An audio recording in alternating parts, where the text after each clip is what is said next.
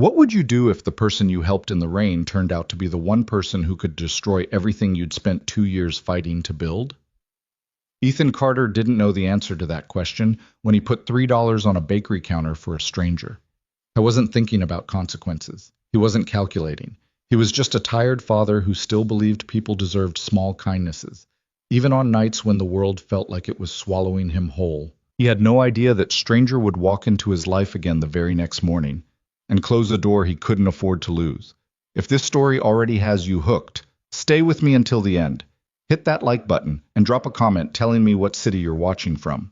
I want to see just how far this story travels. The rain that evening wasn't the dramatic cinematic kind. It wasn't thunder and lightning cutting across a dark skyline. It was the other kind, the miserable, indecisive kind that couldn't decide if it wanted to be a drizzle or a downpour, so it committed to both at once. The kind of rain that soaks through your jacket before you even realize you're getting wet. The kind that makes a city that already feels heavy feel heavier. Ethan Carter drove with both hands on the wheel, squinting through a windshield that his wipers couldn't keep up with. The defroster had been broken for 3 weeks. He kept meaning to get it fixed. He kept running out of days. The back seat of his 10-year-old Civic held a collapsed umbrella that hadn't opened properly since August, a half-finished coloring book, 3 of Chloe's hair ties, and a crumpled permission slip for a field trip that was now 6 days past due. He found the paper wedged under the passenger seat at a red light, stared at it, sighed. Dad of the year, he muttered to himself, and kept driving. The original plan had been simple. Go home, make dinner, help Chloe with her spelling words, get to bed at a reasonable hour. Maybe look at the Sterling Capital proposal one more time before he lost his nerve entirely. The pitch was tomorrow morning, 9 a.m. sharp, and Ethan had been preparing for it for 4 months. 4 months of revised blueprints and updated cost projections, and 3 separate meetings with his accountant, who kept gently suggesting that maybe Ethan should take on some commercial work first, build up some capital, and then pursue the housing project later. Later wasn't a word Ethan had much patience for anymore. He'd used it too many times in the last 2 years. Later, I'll deal with the grief. Later, I'll figure out the finances. Later, I'll stop waking up at 3 a.m. with the specific panic of a man who isn't sure if his business will survive the month. Later had a way of turning into never. So instead of going home, he turned left on Devereux Street and pulled into the narrow parking spot in front of a bakery called Lena's, a place barely wider than a hallway, wedged between a dry cleaner and a cell phone repair shop, with a hand-painted sign in the window that said, "Closed at 8," and a warm yellow light that had always seemed to Ethan like a dare against the Pittsburgh dark. He needed a cupcake. Chloe's lunch tomorrow. It was a small thing, a stupid thing, maybe, given everything else weighing on him. But she'd had a rough week. Her best friend Maya had moved to Cleveland, and Chloe had been quiet in the way that 8-year-olds go quiet when something is hurting them and they don't have the words yet. A cupcake in her lunchbox was the only thing Ethan could think to do. He was 32 years old, an architect by training and trade, a man who could read structural load calculations and translate topographic surveys into human spaces. But parenting a grieving 8-year-old was its own kind of engineering, one he was still fumbling through, one blueprint at a time. The bell above the door rang as he pushed inside. The place smelled like vanilla and warm butter, and for just a second Ethan let himself breathe it in. There was a short line, 4 people ahead of him, and the warmth of the bakery hit him like something physical after the cold rain. He shook the water off his jacket, ran a hand through his hair, and took his place in line behind a man in a blue postal uniform. That was when he heard the sound. It wasn't loud. It wasn't dramatic. Just the soft, repeating beep of a card reader rejecting a transaction. Declined. Pause. Declined.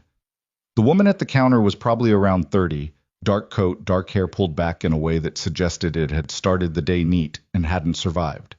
She was holding a small white box, birthday cake, from the size of it, and pressing a card against the reader like if she tried one more time, the number would somehow change. The man behind her shifted his weight. A woman in a red coat exhaled loudly. The kind of silent pressure that's somehow louder than anything anyone could say out loud. The woman at the counter, Ethan would notice this later, when he thought about the moment, didn't look panicked. She looked like someone who had already been through enough that humiliation had become just one more thing to absorb. She lowered the card, started to say something to the young woman behind the counter, started to apologize, probably. Ethan stepped out of line before he made a decision about it. He reached past the man in the postal uniform, put $3 bills on the counter, and said, quietly, not making a show of it, "Everyone deserves a birthday cake." He hadn't planned the words. They came out the way things do when you're not thinking, which meant they were probably more honest than anything he'd planned. He thought, vaguely, of his late wife Sarah, who had believed that more ferociously than anyone he'd ever known. Everyone deserves a birthday cake. She'd have said something like that. She'd have meant it the same way. The woman turned to look at him. She had dark eyes. Not the beautiful, cinematic kind of dark eyes that romance novels talked about. Just tired, real, a little red-rimmed at the edges, the way eyes get when they're trying hard not to do something embarrassing in public. She looked at him like she was trying to figure out if he was being kind or condescending, and he held her gaze just long enough to hope the distinction was clear. "Thank you," she said. Her voice was even, controlled. Someone used to keeping her voice even. "Don't worry about it," Ethan said, already stepping back into line. She picked up the box. She turned toward the door.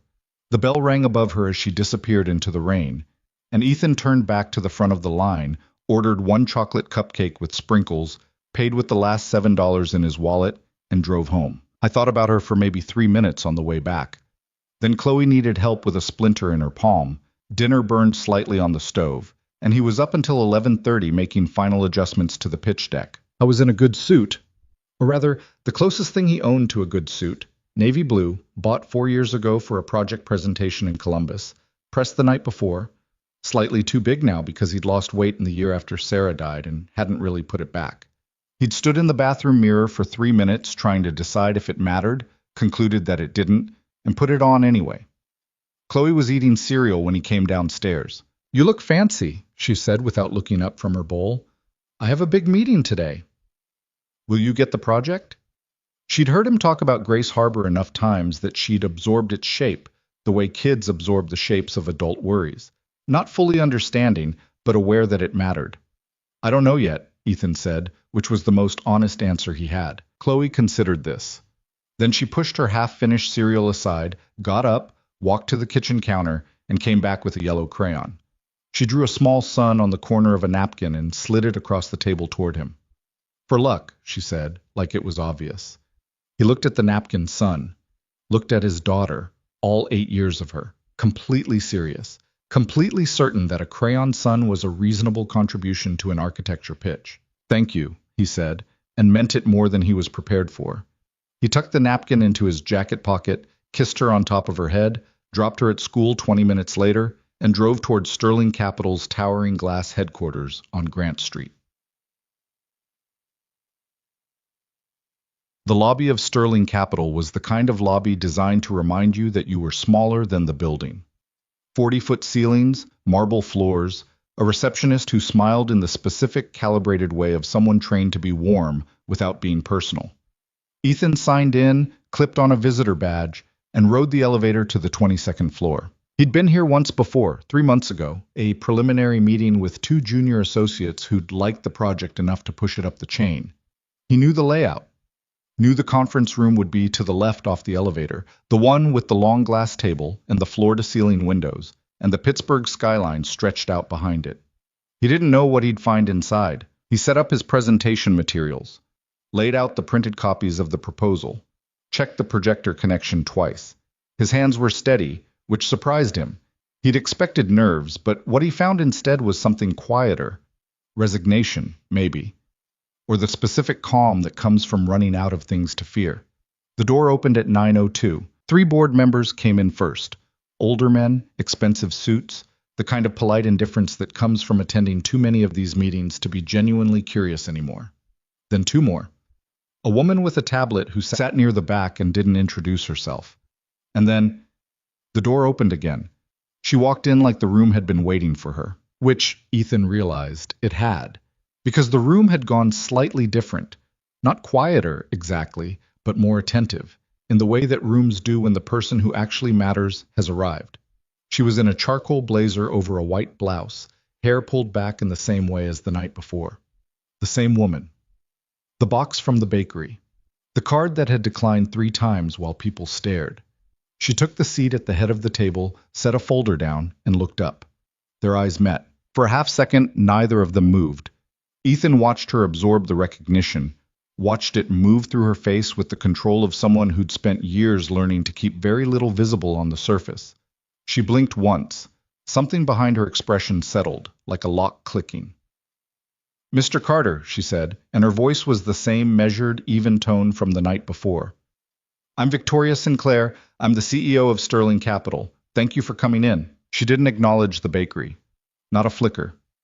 Ethan took a breath. "Thank you for having me." And he began. I was good at this part. Whatever else Ethan Carter had struggled with in the last 2 years, the grief, the finances, the particular loneliness of eating dinner alone after Chloe went to sleep, he had never struggled with talking about buildings, about space and light, and the way a structure could tell people who they were or who they could become. He believed it. That made the difference. He walked them through Grace Harbor from the beginning, the location in the Hill District, chosen deliberately because it was near transit, near schools, near the women's shelters that Sarah had worked with before she got sick. He showed them the floor plans, thoughtfully designed units where natural light was a feature, not an afterthought. Community spaces, a small learning center on the ground floor, gardens between the buildings where children could be outside safely. Affordable housing has a reputation for looking like it was designed to be endured, Ethan said. Grace Harbor is designed to be lived in. There's a difference. He watched the board members. Some were listening. Some were watching their phones under the table. One of the older men, heavy-set, silver hair, permanent expression of mild skepticism, had been frowning since approximately the third slide. Ethan kept going. He covered the financial projections. The cost breakdown.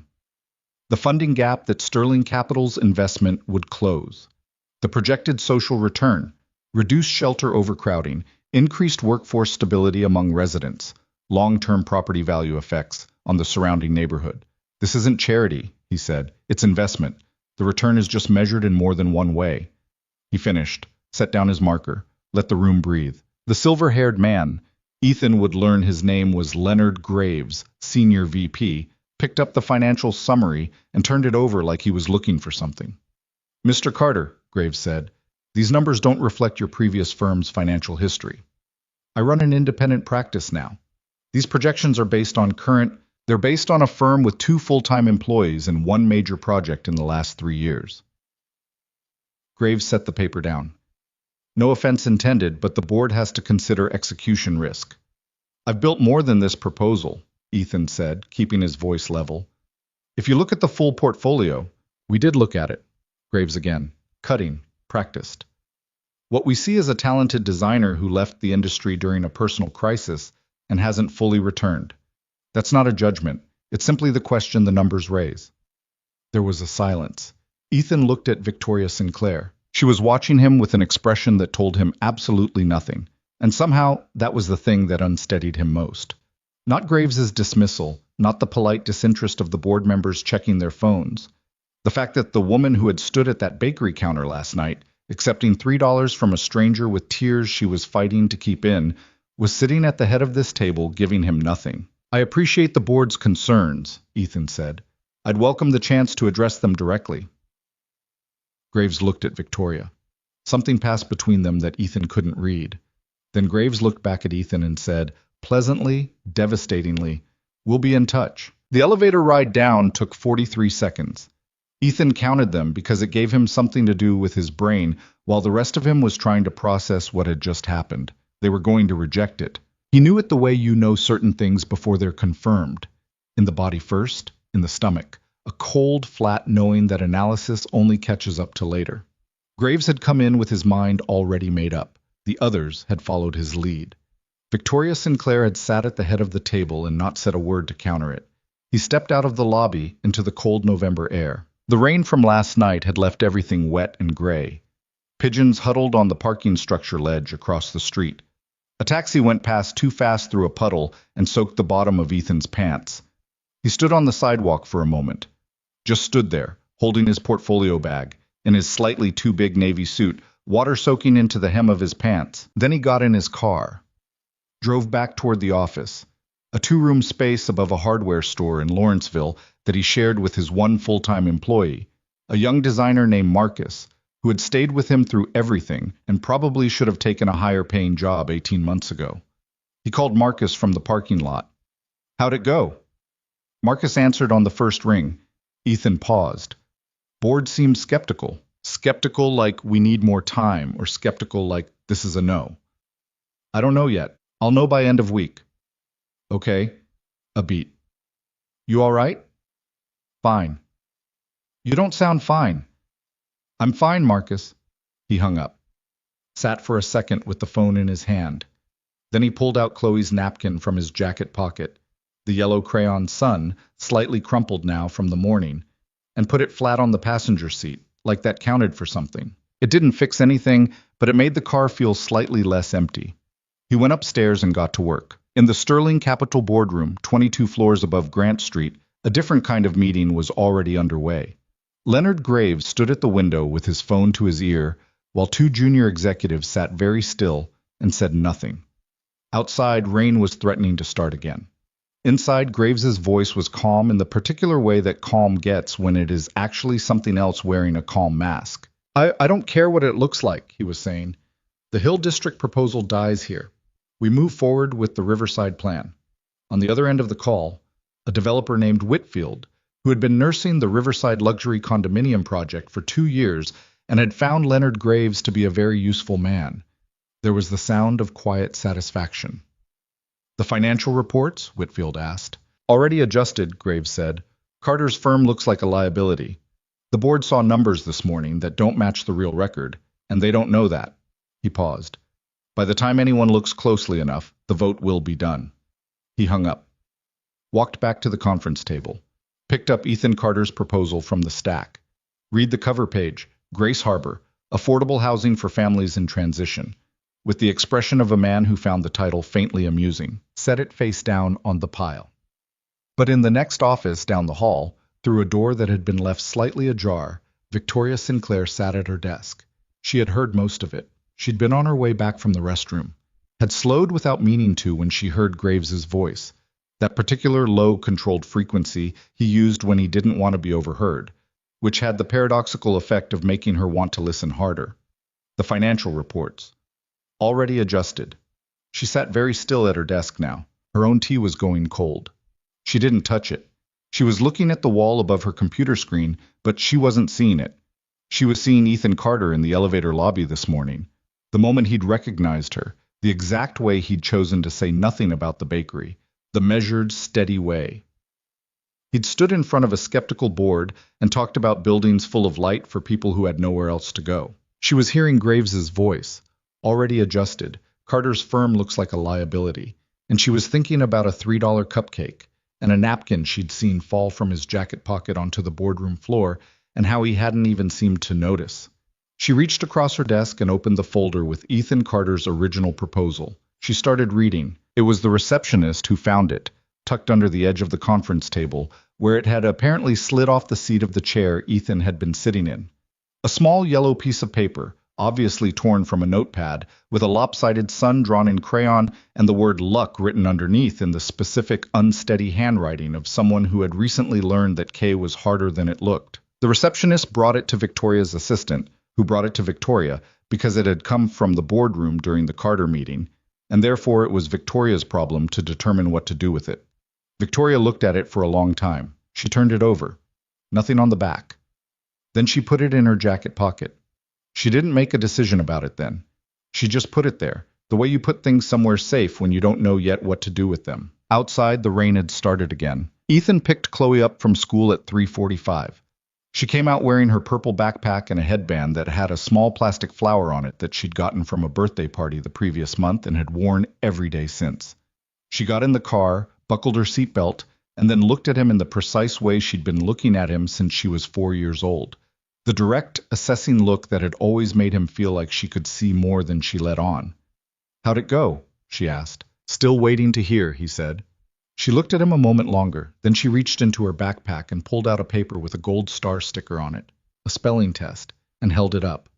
"I got 100, she said. "That's great, Bug."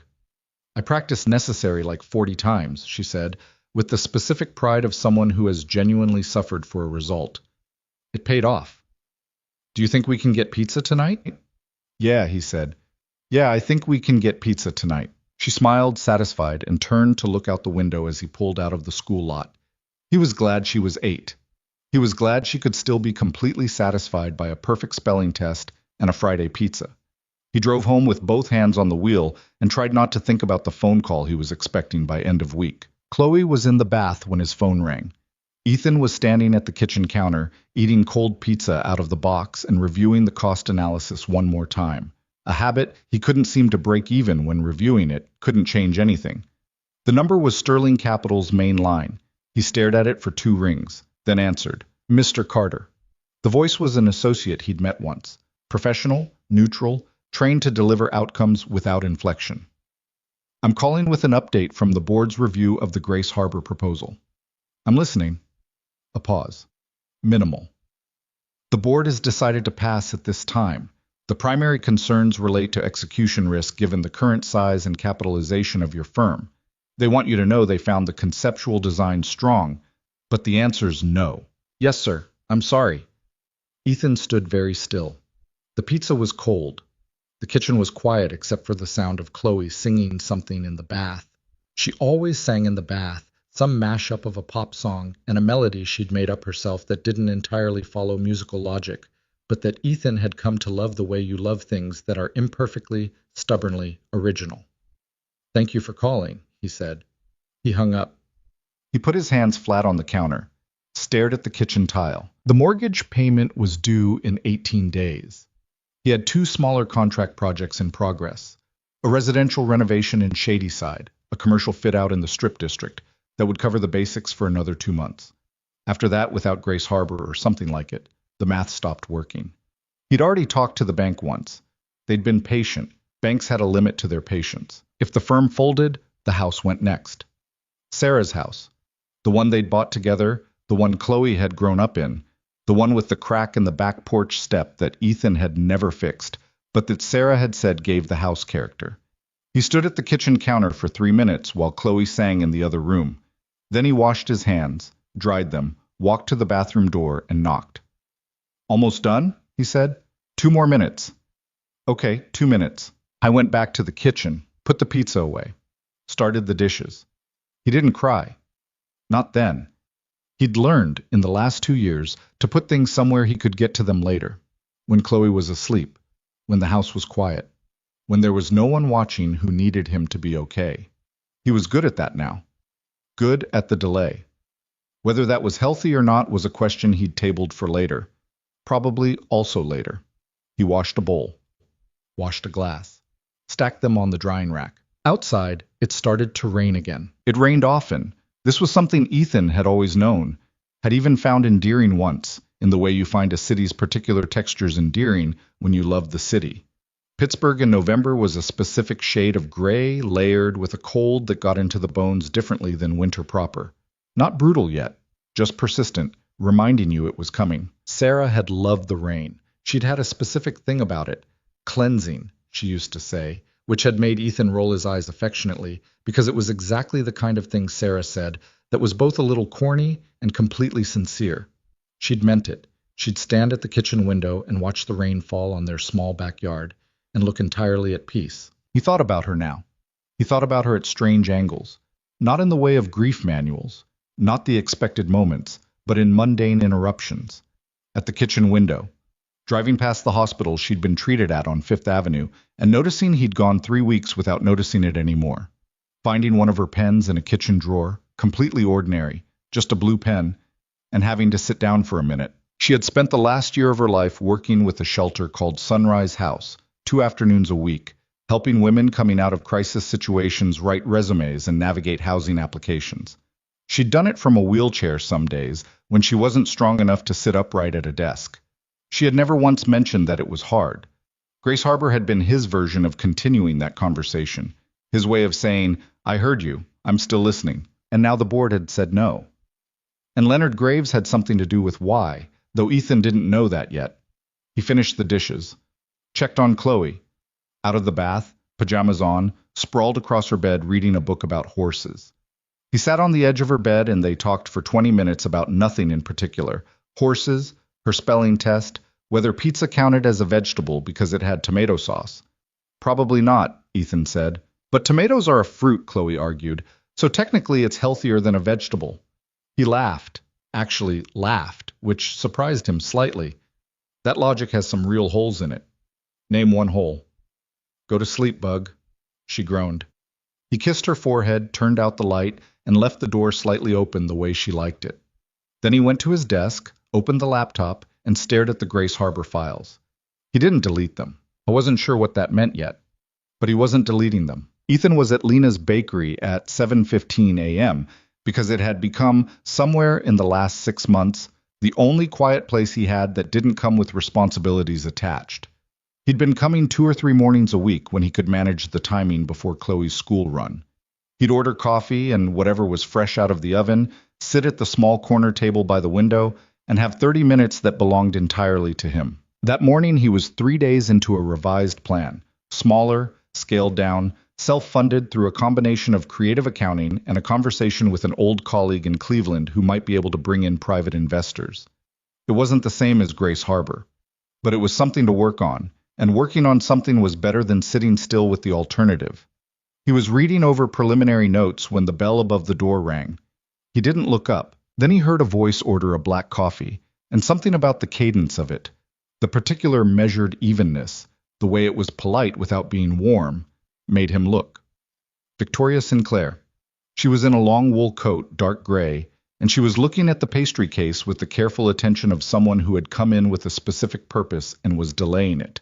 She glanced up, found him across the small room. She didn't hesitate this time, picked up her coffee, and walked directly to his table. "May I?" She nodded toward the empty chair. Ethan looked at her for a moment. "You're not here for the coffee." "No," she said simply.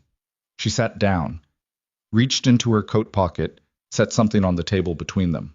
Chloe's napkin. The yellow sun. He stared at it.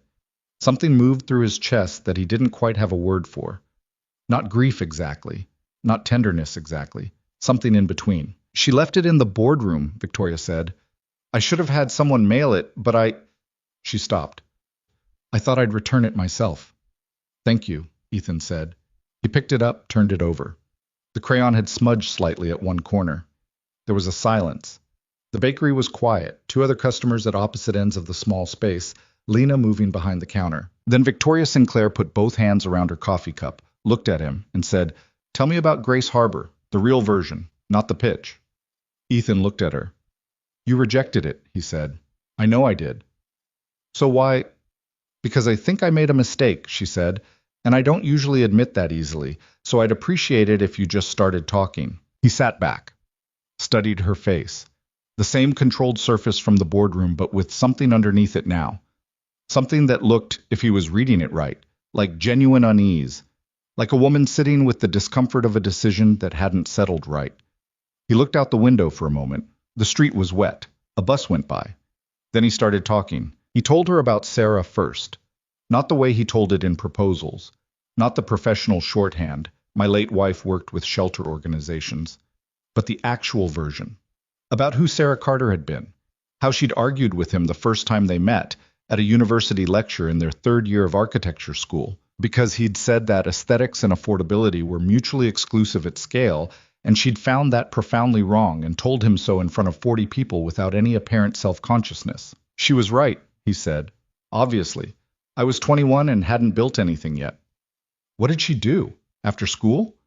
She wanted to go into urban planning. Then Chloe came along, and Sarah had this thing about she didn't want to be a planner who never actually touched the communities she was planning for. So she stayed closer to home, volunteered, worked with Sunrise House 2 afternoons a week. He paused. She was better at the human side of it than I ever was. And when she died, I stopped. For about a year, I basically stopped. He said it plainly, without drama. I kept the business running on autopilot. I raised Chloe. I functioned. But the part of the work that actually meant something, I couldn't get to it. It felt like it was behind glass. Victoria was quiet, just listening. He'd noticed that about her, that she actually listened, not in the way of someone waiting for their turn to speak, but in the way of someone genuinely collecting what was being said. Grace Harbor was the first time in 2 years I felt like I was doing the real thing again, he said, Building something Sarah would have recognized, not just putting up walls. He stopped, looked down at his coffee cup. I don't usually say all that in a pitch meeting. No, Victoria said. You didn't. Would it have changed anything? She was quiet for a moment, then, maybe. I'm not sure. The board makes collective decisions, and Graves carries weight on the funding committee. She hesitated, and Ethan noticed the hesitation, the way her jaw tightened slightly before she continued. I have some concerns about how the decision was reached. He looked at her directly. What kind of concerns? The kind I can't discuss here. She said it quickly, and then looked away toward the window, as if she hadn't meant to say that much. A silence. Ms. Sinclair, Ethan said slowly. Victoria. Victoria, if there was something wrong with how that decision was made, I need to know. She looked back at him. The controlled surface again, but he could see the calculation behind it. How much to say, to whom, for what reasons. He recognized the look. He'd worn it himself often enough. Give me 3 days, she said. Can you do that? He didn't know what he was agreeing to. But he looked at this woman, who had driven to a bakery at 7 in the morning to return a child's drawing, who had asked him to tell her the real version, and he said yes. She nodded once, stood, picked up her coffee. Your daughter's drawing is good, she said.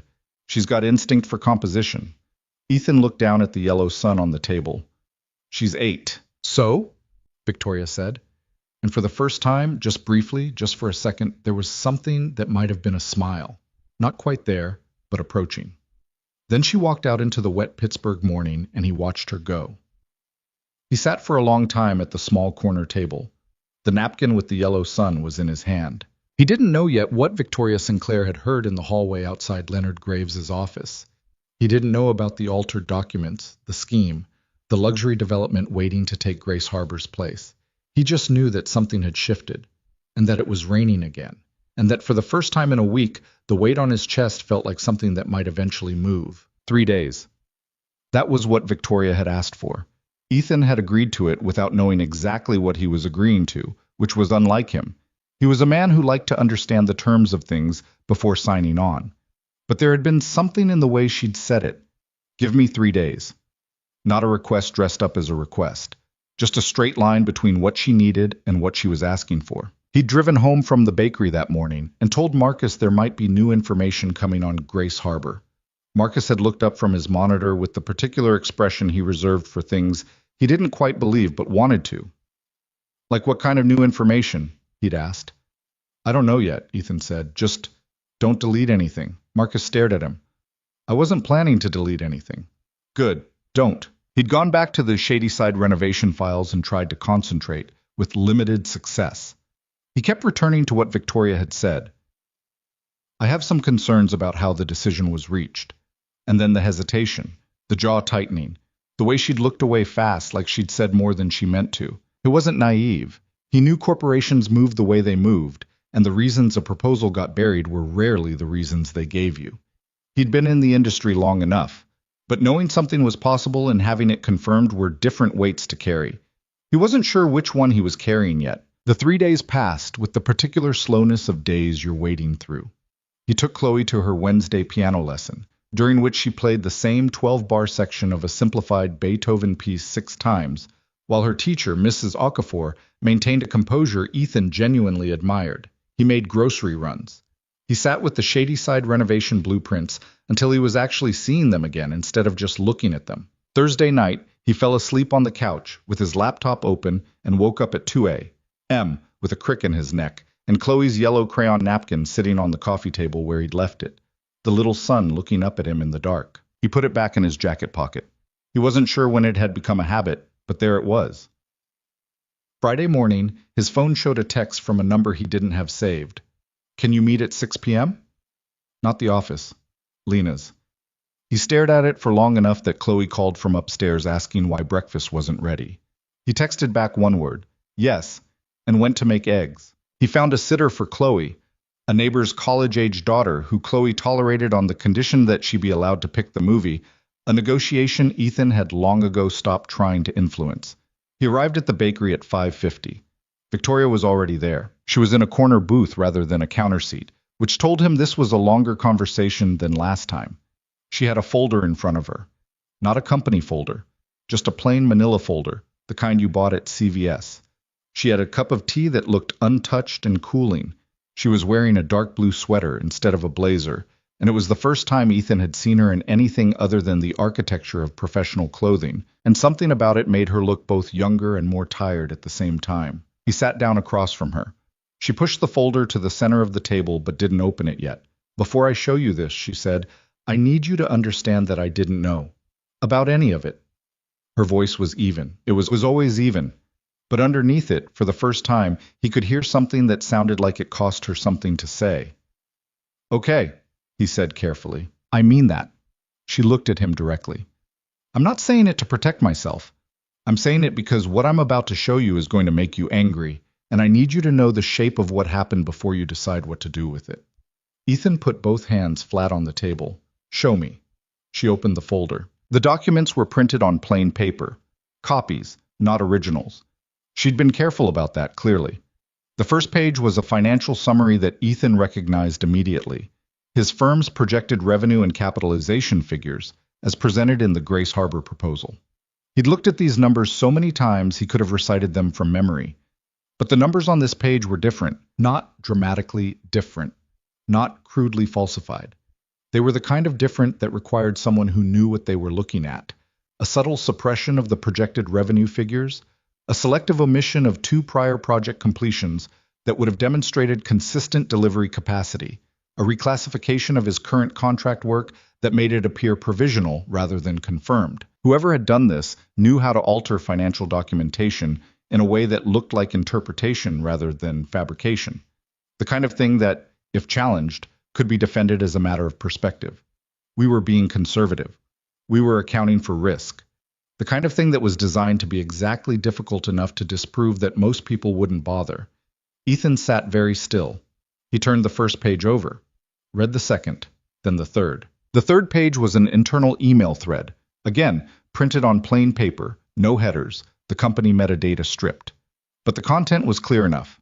Leonard Graves, writing to someone identified only by initials, DW, about the Hill District proposal.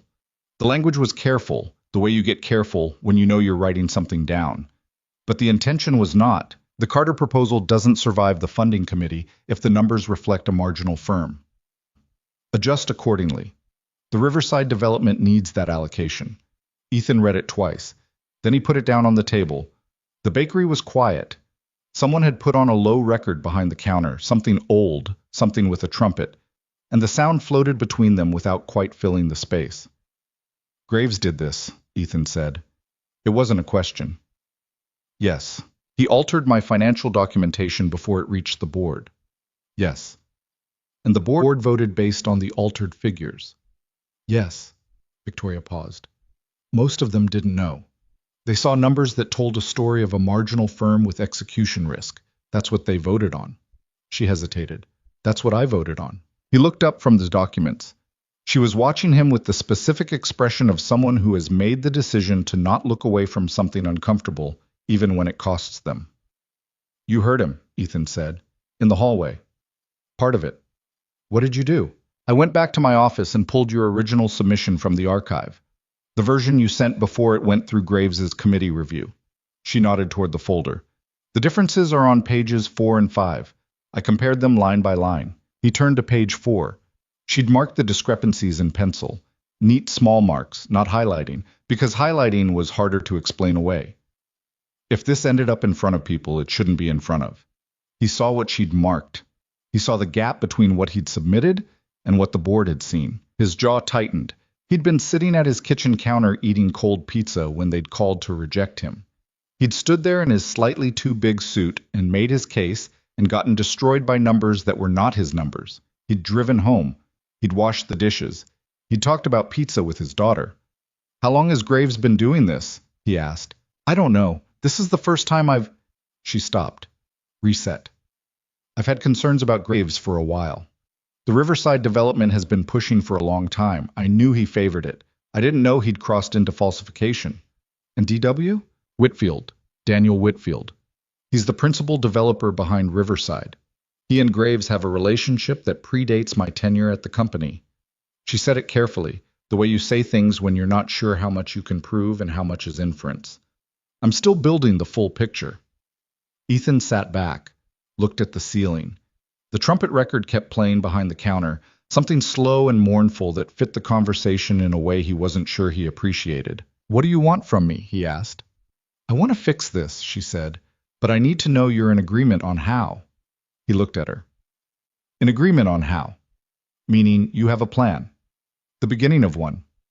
"What does the beginning of one look like?" She folded her hands on top of the folder. She had the posture of someone who spent a lot of time in rooms where she had to establish authority quickly. And even now, in a corner booth in a small bakery, it was there. Not aggressive, just upright, present. "There's an emergency board meeting scheduled for Monday," she said. "Graves called it. He wants to move the Riverside development forward through an accelerated approval. If that vote passes, the funding allocation that Grace Harbor needed goes with it, probably permanently." "Monday," Ethan repeated. 2 days from now. He looked at the documents, at the altered figures, at the pencil marks Victoria had made, precise and careful, like someone who knew this might need to hold up somewhere. "And if I walk into that boardroom Monday with you," he said, "then we make the case in front of everyone, with the original documentation and the evidence of what was changed, together." She paused. "It's riskier than going through legal channels first. Slower routes give Graves time to get ahead of it. He's good at getting ahead of things." "And what's the risk for you?" She was quiet for a moment. "He'll call it a betrayal. He'll say I'm destabilizing the company for a personal agenda. He has allies on the board." Another pause. "He may try to remove me." Ethan looked at her for a long moment. At this woman who had, 3 days ago, gone to a bakery at 7 in the morning to return a child's crayon drawing, who had then gone home and spent her weekend going through archived documents and printing comparison pages with pencil marks. "You've been CEO for how long?" he asked. 14 months. "How old are you?" She blinked slightly. 31. He nodded slowly, said nothing. "What?" she asked. "Nothing, just—" He exhaled. 14 months in, and you're taking on a senior executive with board allies and a property developer in his pocket. "I'm not doing it because it's smart," she said, and there was the first real edge in her voice. Not anger exactly, but something sharper than the controlled surface she usually maintained. "I'm doing it because those documents have my name on the approval chain, because I voted to reject something I should have protected, and because—" She stopped herself, looked down at the folder. When she looked back up, the edge was still there but quieter. "Because it's the right thing to do. That's really the whole reason." I was quiet. Outside, a car went past slowly through rain that had started again while they were talking, its headlights sweeping across the bakery window and over both of them for a second, then gone. "I'll be there Monday," Ethan said. She nodded. Then she slid a business card across the table. "My direct line, not the company switchboard.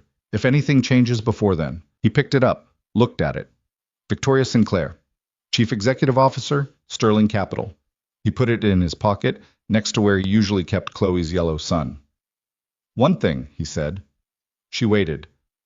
"I'm not going in there Monday to ask for anything," he said. "I'm not going to stand in front of that board and pitch Grace Harbor again, like nothing happened. If we're going in to put the truth in front of the room. What the board does with it after that is their problem." She looked at him steadily. "Agreed." He stood up, picked up his jacket from the seat beside him. Then he paused. "The night at the bakery," he said. "The birthday cake." She went very still. "It wasn't yours," he said. It wasn't a question. He'd been thinking about it on and off since that morning.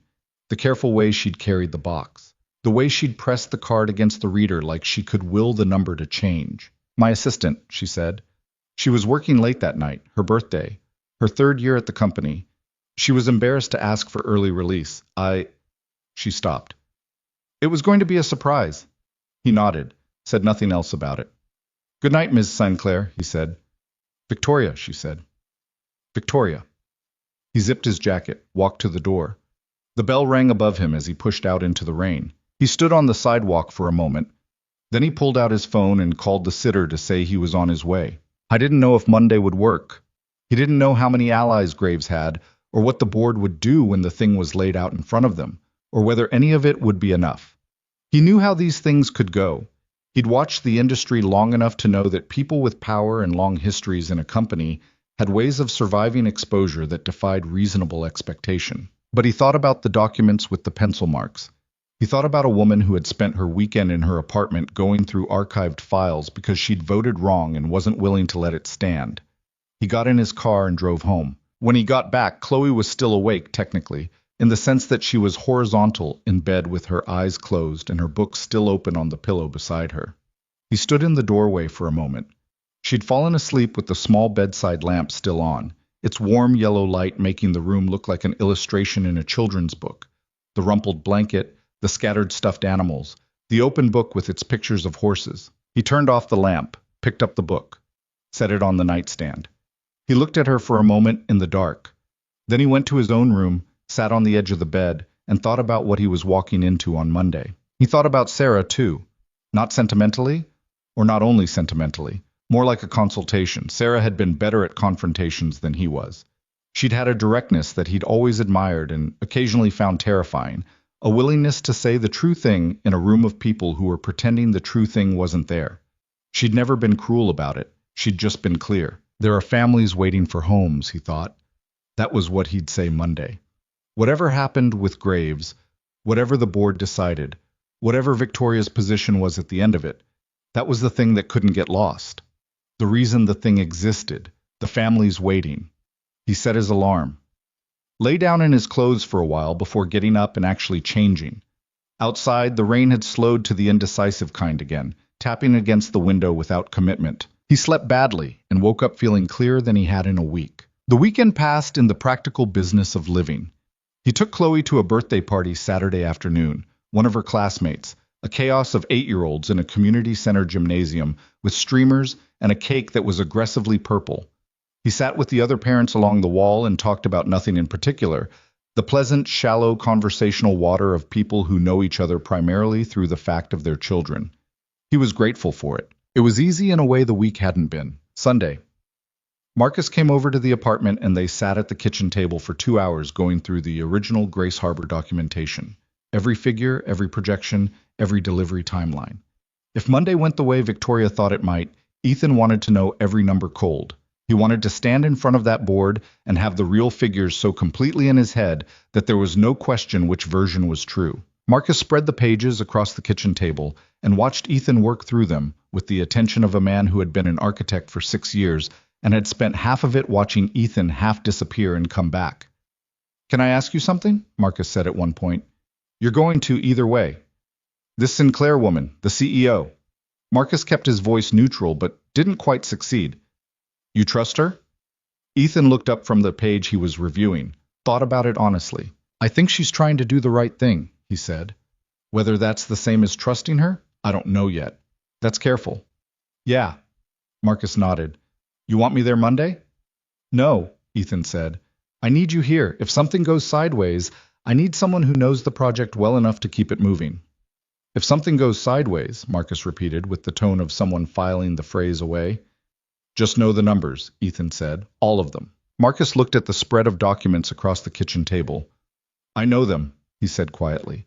"I've known them for 2 years." Ethan looked up. Marcus was looking at the pages with an expression that Ethan recognized. The same expression Marcus had worn the night they'd both stayed until midnight, finalizing the proposal before submission. The expression of someone who'd put more of himself into something than could be explained by a paycheck. "Thank you," Ethan said, and meant it the way he meant things when the words weren't quite adequate. Marcus just nodded and turned back to the documents.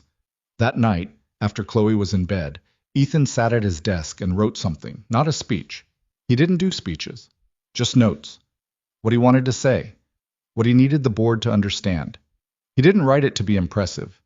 He wrote it to be true. He read it back once, changed 2 words, folded the paper, put it in his jacket pocket alongside the business card and the yellow crayon sun. Monday arrived the way Mondays did, without ceremony, without any particular indication that it was going to be different from any other Monday, which Ethan had always found to be the particular cruelty of important days. The morning was ordinary. Breakfast, school drop-off, the usual negotiation about whether Chloe needed her rain jacket or whether she'd be fine. She lost the negotiation. She always did. He parked in front of Sterling Capital at 8:45. Sat in the car for 2 minutes. Not paralyzed, just present. Just taking stock of the fact that he was about to walk into a room where the outcome was genuinely uncertain, carrying evidence of fraud against a man who had more institutional power in that building than he did, alongside a CEO who might not have her job by the afternoon. He thought about the families, the women and children who didn't exist yet in Grace Harbor, because Grace Harbor didn't exist yet, who were in shelters and temporary housing and places that didn't have the light Sarah had always believed people deserved. He got out of the car. Victoria was waiting in the lobby. She was in a black blazer and dark slacks, dressed for a fight, or at least for the professional version of one. She had a leather portfolio under her arm and the same controlled expression that he'd stopped reading as coldness and started reading as something else. The specific composure of someone who needs to stay sharp in rooms that run on pressure. She looked at him. He nodded once. "Board's already seated," she said quietly.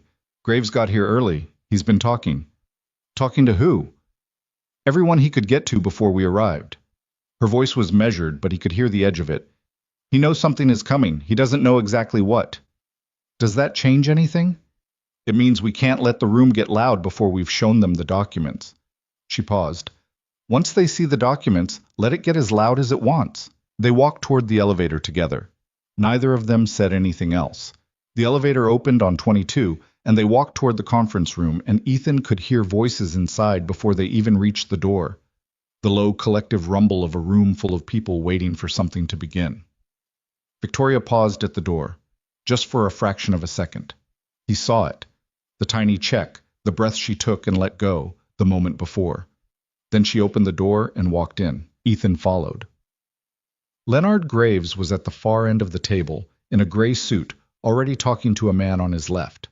He saw Victoria first, a quick flicker of something, assessment, recalibration, and then he saw Ethan Carter, and the flicker became very still. The room went quieter. "Victoria," Graves said pleasantly, the pleasantness of a man establishing territory. "I wasn't aware we had a guest today." "Mr. Carter is here in his capacity as the architect of the Grace Harbor proposal," Victoria said, setting her portfolio on the table. Her voice was absolutely even, absolutely calm. A woman who had spent the weekend deciding exactly how to walk into this room. "Given what I've uncovered this week, I asked him to be present for this meeting." Graves tilted his head slightly. "And what exactly have you uncovered? I think we should let the board see it first," she said, "before we have that conversation." She opened her portfolio. She began placing documents on the table.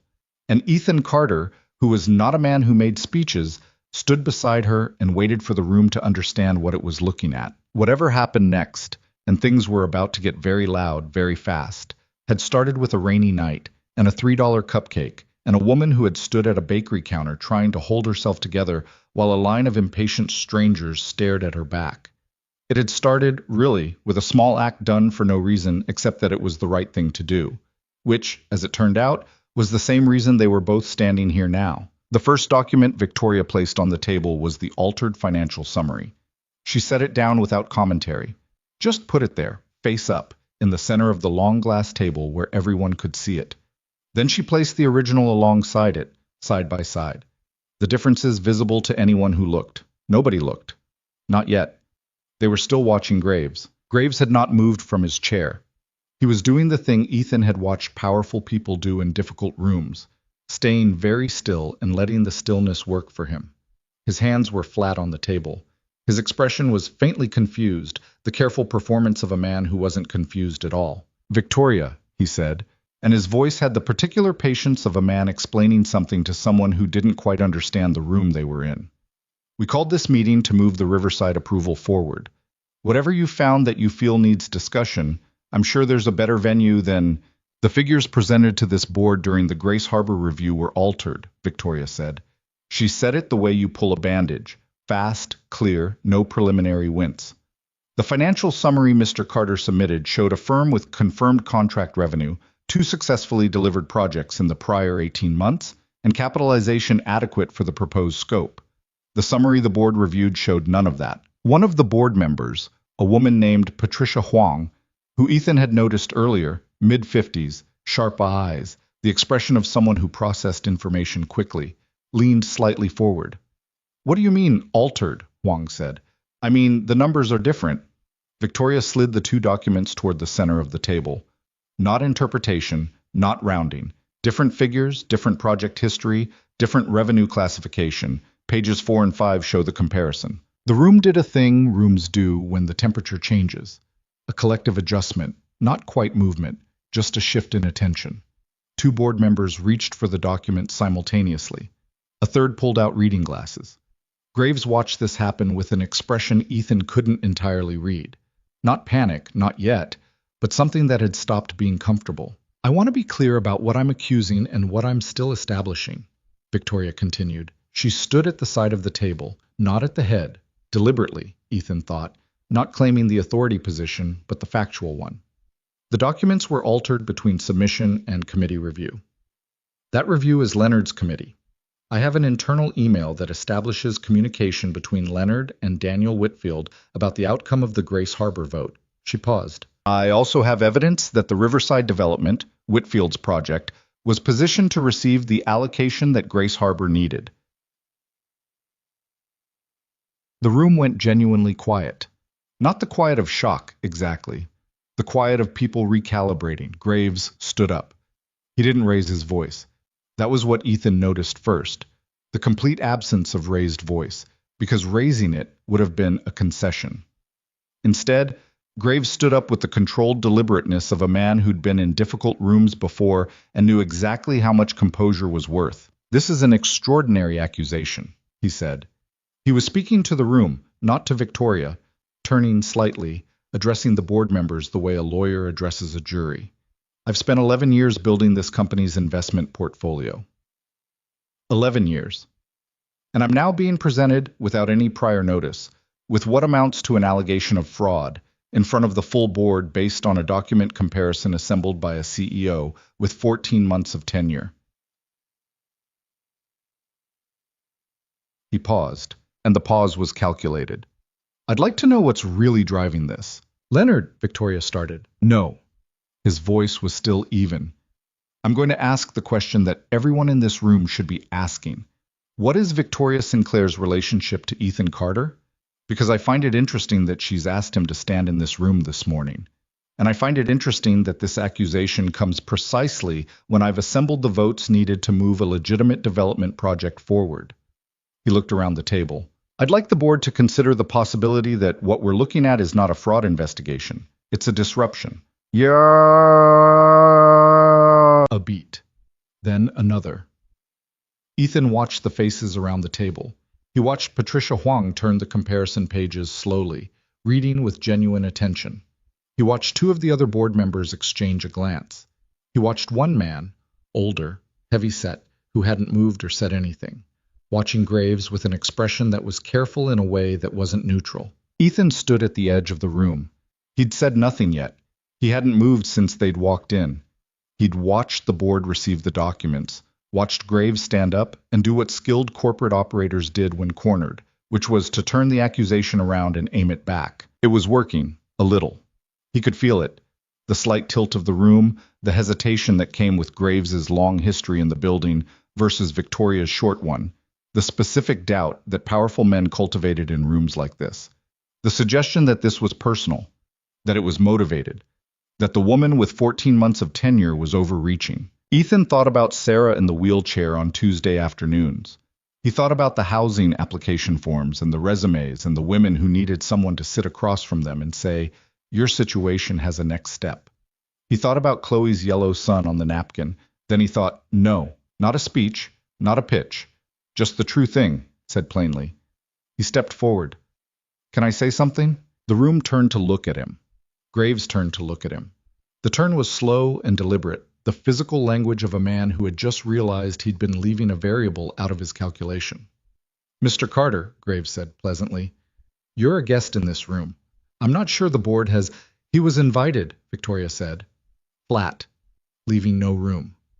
A pause. Graves settled back slightly. The board watched. Ethan didn't look at his notes.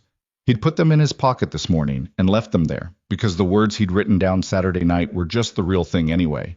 And he could say the real thing without paper. I'm not here to pitch the project again, he said.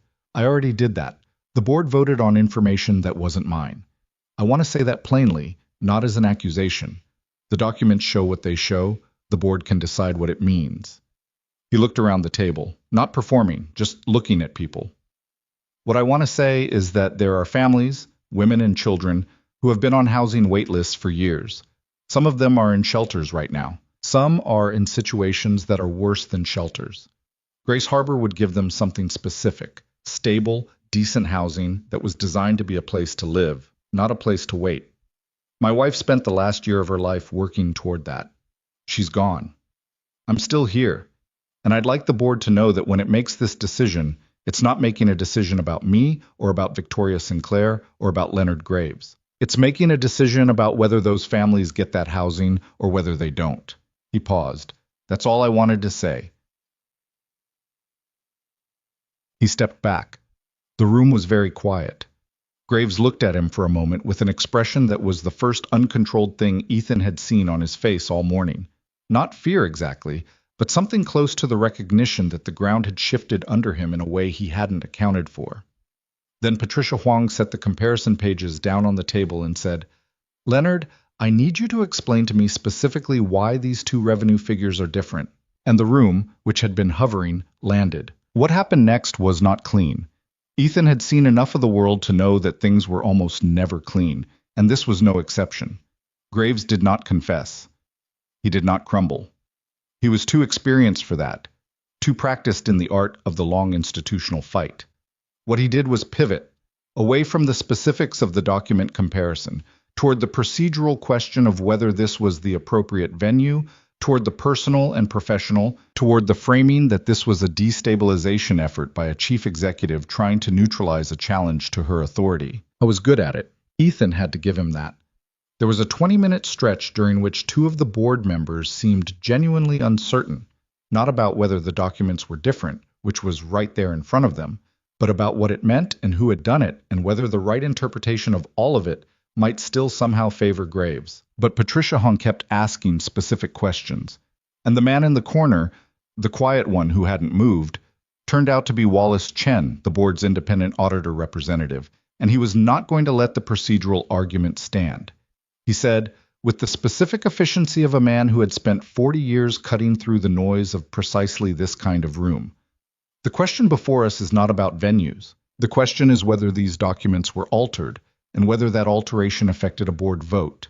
If the answer to both is yes, then we have an obligation to address it. Everything else is secondary." Graves looked at Chen. Chen looked back at him with the expression of a man who'd been neutral for a long time and had just stopped being neutral. "I'd like to call for a formal suspension of the Riverside vote," Chen said, "pending a full audit review of the Grace Harbor submission and the committee process." "Seconded," Patricia Huang said immediately. A show of hands. Ethan counted, 5-3, with Graves and two of his closest allies opposed. Graves sat down slowly. Victoria said, "The motion carries." Her voice was steady, completely steady. Ethan was watching Graves when she said it, watching the moment the calculation shifted behind his eyes. The moment a man who was very good at playing long games understood that the ground had moved beneath him in a way he might not be able to move back. Graves looked at his hands on the table. Then he looked at Victoria with an expression that had lost all of its pleasantness and all of its performance and was just something else, something older and colder. "You should understand," Graves said quietly, to her specifically, in a voice that didn't carry to the whole room, "what this costs you." "I understand exactly what it costs," Victoria said, and she held his gaze without flinching, which Ethan thought took more than most people would have given her credit for. The meeting ended 40 minutes later with a second motion, a formal suspension of Graves's funding committee authority pending the audit.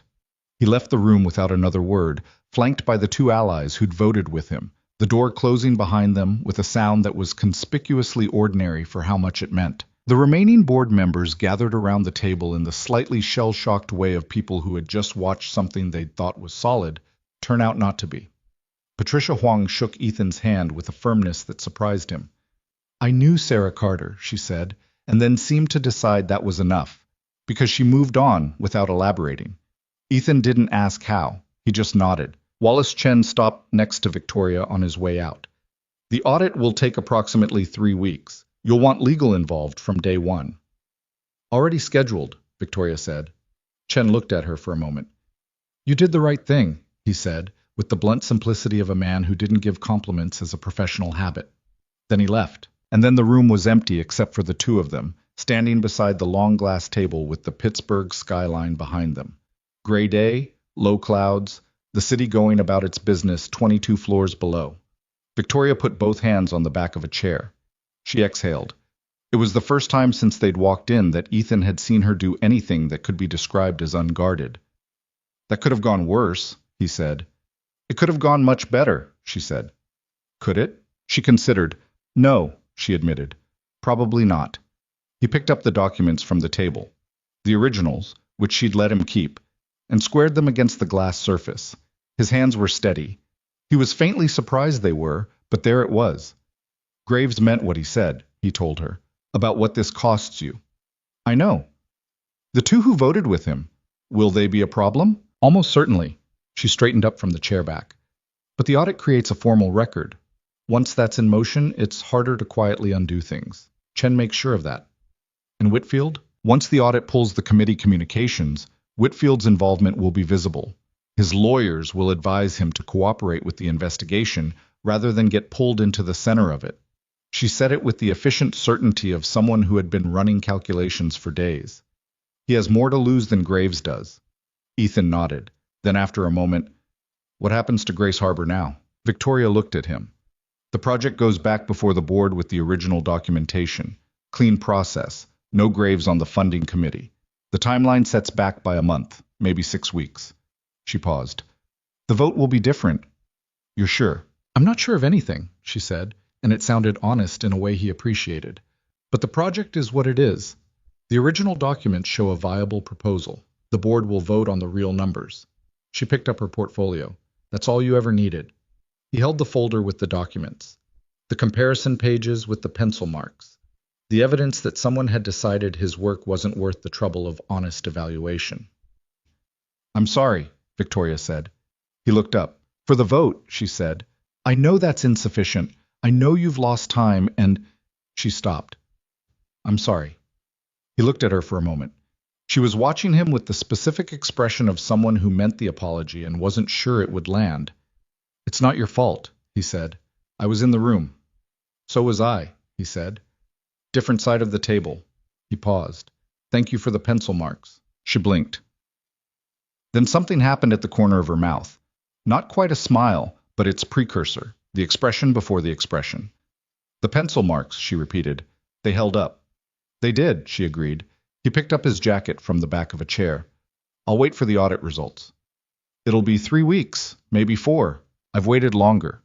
He said it matter-of-factly, without drama, and she heard what was behind it. 2 years of waiting, of working from behind glass, of functioning while the real thing waited for him to be able to reach it again. She walked him to the elevator. Not because it was required, just because she did. They stood in the elevator lobby while he pressed the call button. One question, he said. Go ahead. The bakery. That morning, before the pitch. You came at 7 a.m. to return a drawing that could have been mailed. She said nothing. And then you spent a weekend going through archived documents. Still nothing. And then you walked into a boardroom on 2 days' notice and put your job in front of a problem that had nothing formally to do with you. It had everything to do with me, she said. My name was on the approval chain. Partly, he said. What's the other part? The elevator opened. He looked at her. She was looking at the middle distance, the specific look of someone deciding how honest to be. My father was a contractor, she said finally. Small business. He spent 3 years developing a proposal for a city redevelopment project. Someone in the procurement office wanted the contract to go somewhere else. His numbers got reclassified as non-compliant. He never found out why. She paused. He folded the business the following year. I was 12. A beat. So when I see someone's financial documents altered to make a viable proposal look like a liability, she stopped, looked at him directly. I couldn't not do something about it. That's the other part. He held her gaze. I'm sorry about your father, he said. It was a long time ago, she said, in the tone of someone for whom it was not entirely a long time ago. The elevator stood open, waiting. Thank you, Victoria, Ethan said. She nodded once. He stepped in. The doors closed. He rode down 43 floors, he didn't count them this time, and walked out through the lobby into the cold Pittsburgh afternoon. He sat in his car for a moment without starting it. I thought about what she'd said about her father, the contractor, the reclassified numbers. 12 years old, watching a business fold for reasons no one could explain clearly.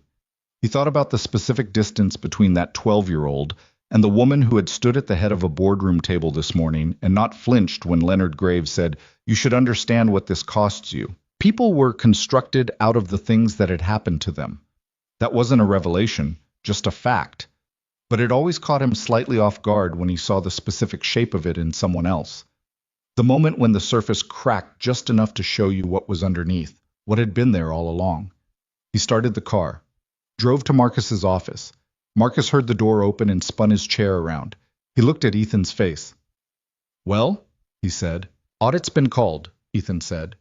"Graves is suspended from the funding committee. The project goes back before the board in 4 weeks."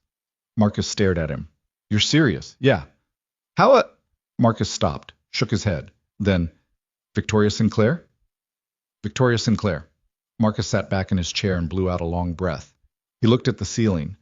Then he looked back at Ethan. "What happens in 4 weeks?" "We find out if the real numbers are enough." "Are they?" Ethan sat down in this chair across from Marcus's desk. He thought about Patricia Huang turning the comparison pages slowly. About Wallace Chen saying the question is whether these documents were altered. About the quiet shift in the room once the specific factual question got asked, and Graves couldn't answer it. "I think so," he said. "Yeah, I think so." Marcus nodded. Then he said, "I kept the files." "I know you did. I kept all of them," Marcus said, with the emphasis of a man who wanted credit for a decision he'd made before he knew it mattered. "Marcus, I'm just saying." "I know. Thank you." Ethan leaned back. The chair creaked. He was tired in the specific deep-seated way that came after sustained tension released. Not exhausted, just emptied out. "We need to have the full revised proposal ready in 2 weeks, in case the audit moves faster than expected." Marcus was already turning back to his monitor. "Already started it," he said. "Last Friday." Ethan looked at the back of his head. "When did you start it?" "When you told me not to delete anything," Marcus said without turning around. "That's when I knew." Ethan was quiet for a moment. Then he said, "We should probably talk about your salary." "Probably," Marcus agreed, still not turning around. "But let's get the project funded first." That night, Ethan picked Chloe up from the neighbors and drove home through traffic that moved slowly because it was Monday evening, and Pittsburgh traffic on Monday evenings moved slowly, and the whole ordinary specific world was going on exactly as it always did, regardless of what had happened in a boardroom on the 22nd floor. Chloe spent the whole drive telling him about a situation at school involving a dispute over who had actually won a foursquare game, a dispute that had apparently fractured the 4th grade social landscape with impressive thoroughness. Ethan listened. He asked follow-up questions. He was genuinely interested, which still surprised him sometimes. How much he genuinely cared about the details of his daughter's life, even the ones that had no weight outside of the world of 8-year-olds. Maybe especially those, after dinner, after homework, after the small evening routines that had become the architecture of their life together. He sat on the back porch in the cold with a cup of coffee, on the step with the crack that gave the house character. He thought about Leonard Graves going home to whatever Leonard Graves went home to, carrying the knowledge that an audit was coming and the board had shifted and the long game had gotten complicated. He thought about Victoria Sinclair in her apartment, somewhere in the city, somewhere with a window probably, because she seemed like a person who needed windows, with the folder of comparison pages, and the 3 weeks ahead of her and the 2 board members who were going to be problems. He thought about Grace Harbor, the floor plans still on his desk, the community spaces, the gardens. The light he'd designed in, deliberately, room by room, because Sarah had been right about that too. That light wasn't a luxury, it was a necessity, and designing it as an afterthought was a choice that said something about what you believed people deserved. The city was out there beyond the fence. The houses of his neighborhood, lit up in the evening, each one someone's version of a life. The cold November air smelled like damp leaves and exhaust, and something cooking from 3 houses down. He drank his coffee. He sat with the outcome, which wasn't a resolution, not yet, not for weeks still, and felt, for the first time in longer than he could cleanly remember, like the thing he'd been pushing against had moved. Just a little. Just enough to know it could. Then he went inside, washed his cup, checked on Chloe. Asleep, her book on the nightstand, her horse-patterned blanket pulled up to her chin. He stood in the doorway for a moment. He pulled the folded napkin from his jacket pocket. The yellow sun, the crayon-smudged corner. He set it on her nightstand beside the book. He turned out the light and went to bed. In 3 weeks, the audit would come back. In 4 weeks, the board would vote again. Between now and then, there was work to do. The revised proposal, the Shadyside renovation, the Strip District fit-out, the mortgage payment coming up in 11 days. The ordinary machinery of a life that didn't stop for dramatic moments. But tonight, on the back step in the cold with the crack that gave the house character, something had settled. Not fixed, not finished, just settled. And for now, that was enough to sleep on. The audit took 22 days. Ethan knew this because he counted them, not obsessively, but the way you track things that matter, the way you check the weather before a trip you've been planning for months. Not because checking changes anything, but because it gives your anxiety somewhere to go. He worked. He kept his head down and worked. The Shadyside renovation moved into its final phase. The Strip District fit-out hit a problem with the HVAC subcontractor that cost 4 days and a significant amount of Marcus's goodwill. Ethan paid the mortgage with 3 days to spare, which was either a victory or a near miss depending on how generous you were feeling about it. He didn't hear from Victoria during those 3 weeks. Not directly. Marcus had a contact at Sterling Capital, a junior associate named Priya, who had done a semester internship with their firm 2 years back and still occasionally sent Marcus links to architecture competitions. And through Priya, they got the shape of what was happening inside the building, if not the details. The audit team had been given full access to committee records. Legal was involved. 2 of Graves' support staff had been reassigned. The Riverside development had gone formally quiet, which in corporate language meant it had died without anyone announcing the funeral. What Priya couldn't tell them was what was happening to Victoria. Ethan thought about her more than he probably should have, given that thinking about her didn't change the audit timeline and he had actual work in front of him. But he thought about her the way you think about someone who has done something genuinely costly on your behalf, and you're not sure yet how to account for it. She'd put her position in that room. She'd stood in front of a board that was still partly Graves's board, and laid out the evidence and held her ground when Graves turned it around. She'd done that for reasons that were hers. The contractor father, the reclassified numbers, the 12-year-old who watched a business fold. But she'd also done it for a project she'd voted against and a man she'd met in a bakery during a rainy Tuesday. I wasn't sure what to do with that. So he worked and waited and paid the mortgage and took Chloe to piano lessons and let the 22 days pass. On the 23rd day, a Wednesday, his phone rang at 8:15 in the morning while he was making school lunches. The number was the direct line from the business card. The audit came back, Victoria said. Clean documentation of the alteration, full committee communications, including the Whitfield correspondence. The board received the report last night. He put down the knife. And? Emergency meeting this afternoon. Graves's attorney has already been in contact with the board's legal team. A pause. He's not going to fight the suspension. He's negotiating terms for a separation. Meaning he's done. He's done, she confirmed. Ethan leaned against the counter. The kitchen was ordinary around him. Chloe's cereal bowl, the permission slip he'd actually remembered to sign this time, the morning light coming in through the window. He'd stood in this kitchen 11 days ago and told himself it would be enough to just have the thing move. He'd been right, mostly, but hearing it said plainly was different. The board wants to schedule the Grace Harbor review for 2 weeks from today, Victoria said. Clean process. Wallace Chen is overseeing the funding committee personally until a replacement for Graves is named. 2 weeks, Ethan said. Can you have everything ready? It's already ready, has been for 10 days. A pause on her end. Something that might have been a breath of relief, or might have been the connection. Good. Victoria. He hesitated. Are you okay? Your position... Patricia Huang called me last night, she said, and her voice was carefully even in the way it got when she was containing something. She said the board's confidence in my leadership has been affirmed by the way I handled the situation. Another pause. That's corporate language for you're not getting fired. He almost laughed. Almost. How do you feel about it? I feel like I need to sleep for approximately 4 days, she said, and then I'll feel fine. That's honest. I'm very tired, she said, and it came out unguarded in a way that he'd learned to notice, the moments when the controlled surface dropped, not because she chose to let it, but because there was simply nothing left to hold it up. "It's been a long 3 weeks." "Yeah," he said. "It has." A silence. Comfortable somehow, despite being a phone call between two people who had known each other for less than a month. "2 weeks," he said again. "2 weeks," she confirmed. "I'll have the meeting details sent over by end of day." He hung up, stood in the kitchen for a moment. Then he said, "Marcus," even though Marcus wasn't there, just to say it to someone. Then he called Marcus. "It's time," he said when Marcus picked up. Marcus said, "I know, Priya texted me 20 minutes ago." "Of course she did. The proposal is ready. I pulled the final version last night, actually, because I couldn't sleep and I needed something to do with my hands." "It's ready?" "It's ready," Marcus said, and there was something in his voice, not pride exactly, but close to it, the specific satisfaction of a man who had put real work into something and was about to find out if it mattered.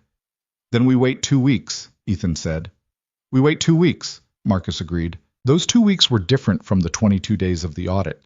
Calmer, somehow, but with a different quality of waiting. Less anxious, more careful, the way you handle something breakable, not because you're afraid of it, but because you respect what it is. Ethan ran through the proposal until every figure was automatic. He walked Marcus through each section until Marcus could have given the presentation himself, which was the point. If anything happened to Ethan between now and the vote, the project didn't die with his presentation. On the second Thursday of that stretch, Victoria called again. Not about the project, about something smaller. "I have a question," she said, and the slight awkwardness in her voice was the first time he'd heard her sound something other than composed. "Okay. Chloe, her drawing. The sun." A pause. "How old did you say she was?" 8. "Does she draw often?" "Constantly," he said. "Every available surface. I've given up protecting the craft paper, and I just let her use whatever's nearby." "What is she like, besides horses and spelling tests?" He stopped. "How do you know about the spelling test?" "A beat. You mentioned it, in the bakery, briefly." He thought back. He might have. He'd talked a lot that morning, told her things he hadn't told anyone in a while, and some of the smaller details had probably come out in between the larger ones. He found that he didn't mind. "Why are you asking about Chloe?" he said. Not suspicious, just curious. "I found a children's art supply set," she said, and then spoke slightly faster, the cadence of someone who has rehearsed and then decided to abandon the rehearsal. "A good one. Not the cheap kind. I was going to send it, but then I thought that might be strange, so I'm asking first." Ethan looked at the wall for a moment. He was standing in his office above the hardware store, and the light through the window was the flat gray of a Pittsburgh November afternoon, and Victoria Sinclair was on the phone asking if it was strange to send art supplies to his 8-year-old daughter. "It's not strange," he said. "You're sure?" "She'd love it," he said. "She'd use every single thing in it within 48 hours and then ask for more." A pause. Then, quieter.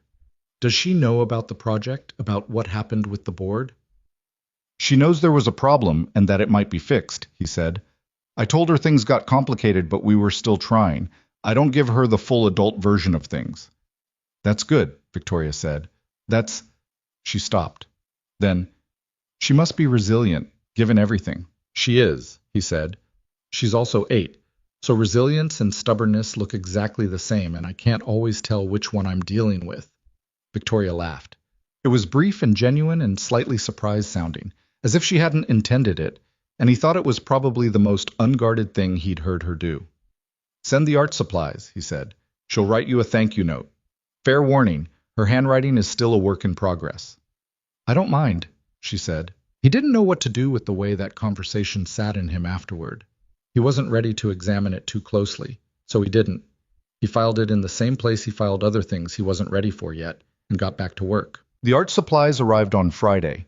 A proper set, watercolors and colored pencils, and a thick pad of good paper. And Chloe opened the package with the specific intensity she brought to anything unexpected and new. She spread everything out on the kitchen table and spent 3 hours that afternoon painting something large and multicolored that defied description. "Who sent this?" she asked. "Someone who heard you were a good artist," Ethan said. Chloe considered this.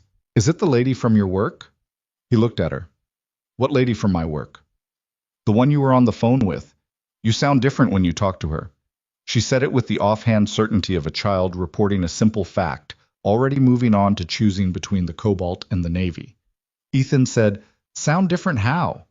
Chloe shrugged elaborately, "Like you're paying attention." He didn't have an answer for that. He made dinner. The board meeting happened on a Tuesday, which Ethan thought was appropriate. The whole thing had started on a Tuesday, in the rain, at Lena's, and there was something fitting about the axis of it. He wore the Navy suit again. He'd had it properly fitted this time, finally, 2 weeks back, at a tailor in Squirrel Hill who had looked at it and said something diplomatic about the importance of shoulders. It fit now. He looked at himself in the bathroom mirror and thought it was the kind of difference that probably only mattered to him, which was fine. Chloe looked up from her cereal and said, "You look better in that than last time." The tailor helped. "You should have done it before." "Thank you, Bug," he said, with the resigned tone of a man receiving accurate criticism from an 8-year-old. "Good luck," she said. Then she went back to her cereal.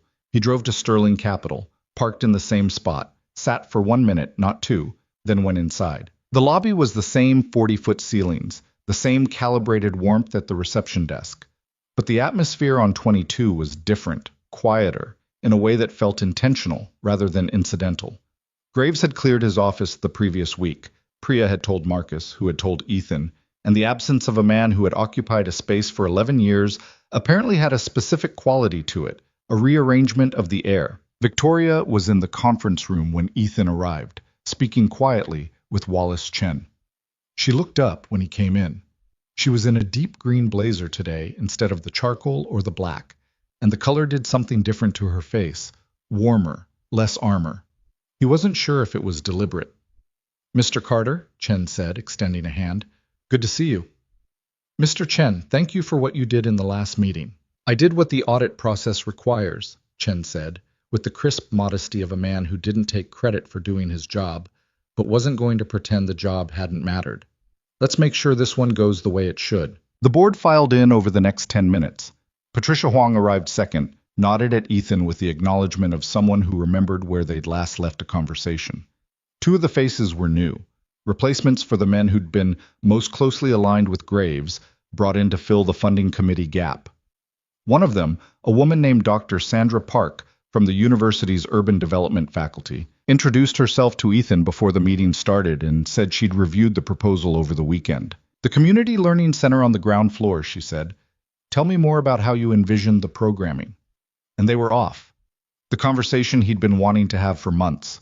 The real one. The one about how a building worked as a community, rather than just as a structure. He talked about it standing at the edge of the room while the other board members arrived, and Dr. Park listened the way Victoria listened, collecting rather than waiting. The meeting itself was shorter than he expected. That was the first thing. The formal presentation took 35 minutes. He'd cut it down from the original pitch, stripped the defensive parts, kept the essential core. The who, the what, the why, the numbers. Clean, unadorned. The real version that he'd described in Lena's that morning in November, sitting across from a woman who'd asked him for it. Wallace Chen ran the funding committee review with the methodical precision of a man who had been ensuring that rooms like this one arrived at accurate conclusions for 4 decades. He walked the board through the corrected financial figures. He presented the audit findings. He answered questions directly, without the hedging language that usually characterized these reviews, and the board received it that way. The questions were different this time, not skeptical, analytical. Dr. Park asked about the delivery timeline. Patricia Huang asked about the community management model for common spaces. A third member asked about the construction partnership strategy, and Ethan answered with specific names and previous project records. The information he'd had all along, the information that had been buried in the altered summary. There was one difficult moment. One of the original members, an older man named Forsyth, who hadn't been aligned with Graves but hadn't been against him either, raised the execution risk question again. Not maliciously, just cautiously, the caution of a man who genuinely needed to be satisfied. "Mr. Carter," Forsyth said, "your firm is small. 2 employees. The scope of Grace Harbor is significant. How do we feel confident that—" "I managed a 30-person team before I reduced my practice," Ethan said. "I reduced it for personal reasons, not professional ones. The capacity to expand for this project is in the contract structure. I've already had preliminary conversations with 3 sub-firms in Pittsburgh, one of which did the Hill District Community Center 2 years ago. Their principals are prepared to come in for a formal interview with the board at your request. He paused. I'm not asking you to take that on faith. I'm telling you it exists and offering to demonstrate it. Forsyth nodded slowly. That would be useful, yes. Then we can schedule it, Victoria said from the head of the table, and Forsyth nodded again. The vote happened at 11:47 a.m., 8-0. Chen announced it with the same flat efficiency he brought to everything, but Ethan saw his expression as he said it.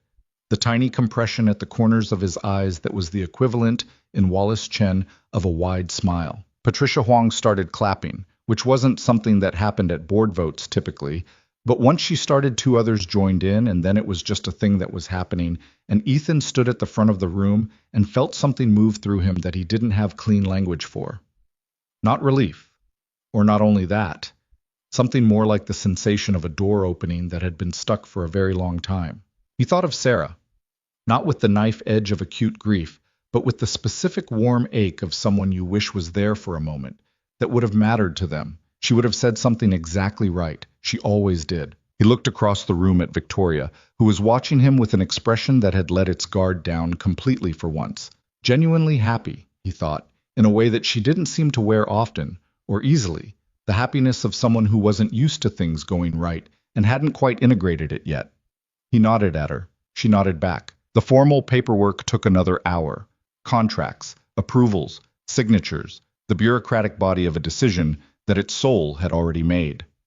Victoria walked him through each document personally, which was not standard protocol, but which she apparently decided was necessary. She sat beside him at the conference table and explained each clause with the specific precision of someone who had read it 3 times before this meeting. This one gives you complete creative control over design and material specifications, she said, pointing to a section on page 7. No committee override on aesthetic decisions. He looked at it. That's unusual. I wrote it in, she said simply. He looked at her. The project exists because of what you brought to it, she said, not what the board wanted it to be. The design should reflect that. She said it matter-of-factly, not like a gift, more like a correction of something that had been wrong. He signed the page. At the end of the packet was one final section, an offer letter, formally presented, for a senior development director position within Sterling Capital. He'd been expecting it. Victoria had mentioned it was coming as part of the board's way of formalizing the relationship. He read it carefully. The title, the compensation, the scope of authority. He put the pen down. I can't take this, he said. Victoria had been closing her folder. She stopped. I know you're going to tell me you need to keep your own practice. I promised Chloe I'd be home by 4, he said. That's part of it. But mostly, this project needs to be mine. The moment I'm an employee of the organization funding it, the integrity of the design decisions changes. He looked at her. I've seen it happen. Good architects become good employees, and then the building that gets built is not the building that was designed. Grace Harbor needs to be the building that was designed. She was quiet for a moment. He couldn't tell if she agreed or was deciding whether to push back. I could make the position a consulting arrangement, she said finally. Retained, not employed. You'd have formal standing in project reviews without the employment constraint. That I could consider. Then consider it, she said, and there was the slight corner-of-mouth expression again, the smile that wasn't quite there yet. He left Sterling Capital at 1:15, called Marcus from the parking lot. 8-0, he said. The sound Marcus made was not something Ethan could describe in words. It was the sound of 2 years of held breath releasing all at once. Then Marcus said, I need a minute. And Ethan could hear him setting the phone down. He sat in the parking lot and let Marcus have the minute. When Marcus came back on, his voice was steady again. What do we do first? Call the sub-firms, set up the formal interviews for next week, and then... Ethan paused. Pull out the construction schedule, the real one, the one with actual start dates. The one I've been keeping updated for 8 months because I refused to believe this was over? That one, yeah. Already open, Marcus said. I had it open before I answered the phone. Ethan drove home. He picked Chloe up from school at 3:45, on time, which lately had been harder than usual, and which felt, today, like a specific kind of rightness. She came out in the purple backpack and the flower headband, and she got in the car and buckled her seatbelt and looked at him. "Well?" she said. "They said yes," he said. Chloe looked at him for a moment with the careful attention she'd had since she was 4. Then she said, "Can we get ice cream?" "We can absolutely get ice cream. The good place, not the gas station." "The good place," he agreed. They got ice cream. They sat in the car outside the shop eating it because it was too cold to sit at the outdoor tables, and the shop was too small to eat inside comfortably. Chloe had strawberry. Ethan had coffee, which Chloe considered a waste of ice cream potential, and said so. "Coffee is a legitimate flavor," he said. "It tastes like morning," she said disapprovingly. "I like morning." She considered this, decided it was not worth arguing about, and went back to her strawberry. After a minute, not looking up, she said, "Is the lady going to come to our house?" He looked at the side of her face. She was watching a pigeon on the sidewalk with the intense focus she brought to animals. "What ladybug?" "The one who sent the art supplies," she said, as if this were obvious. "I want to show her what I made with them." I was quiet for a moment. "I don't know yet," he said honestly. Chloe nodded, satisfied by the honesty. "Okay, tell her she can." He drove home and made dinner, and after Chloe was in bed, he sat at his desk and opened his laptop and looked at the Grace Harbor files. Not to revise, just to look at them. The floor plans. The community spaces. The light. He thought about calling Victoria, and then decided a text was better for tonight, less demanding. Board vote finalized. Contract signed. Thank you, for all of it. He watched the cursor for a moment after he sent it. Then he put the phone face down and went back to the floor plans. The response came 20 minutes later while he was still at his desk.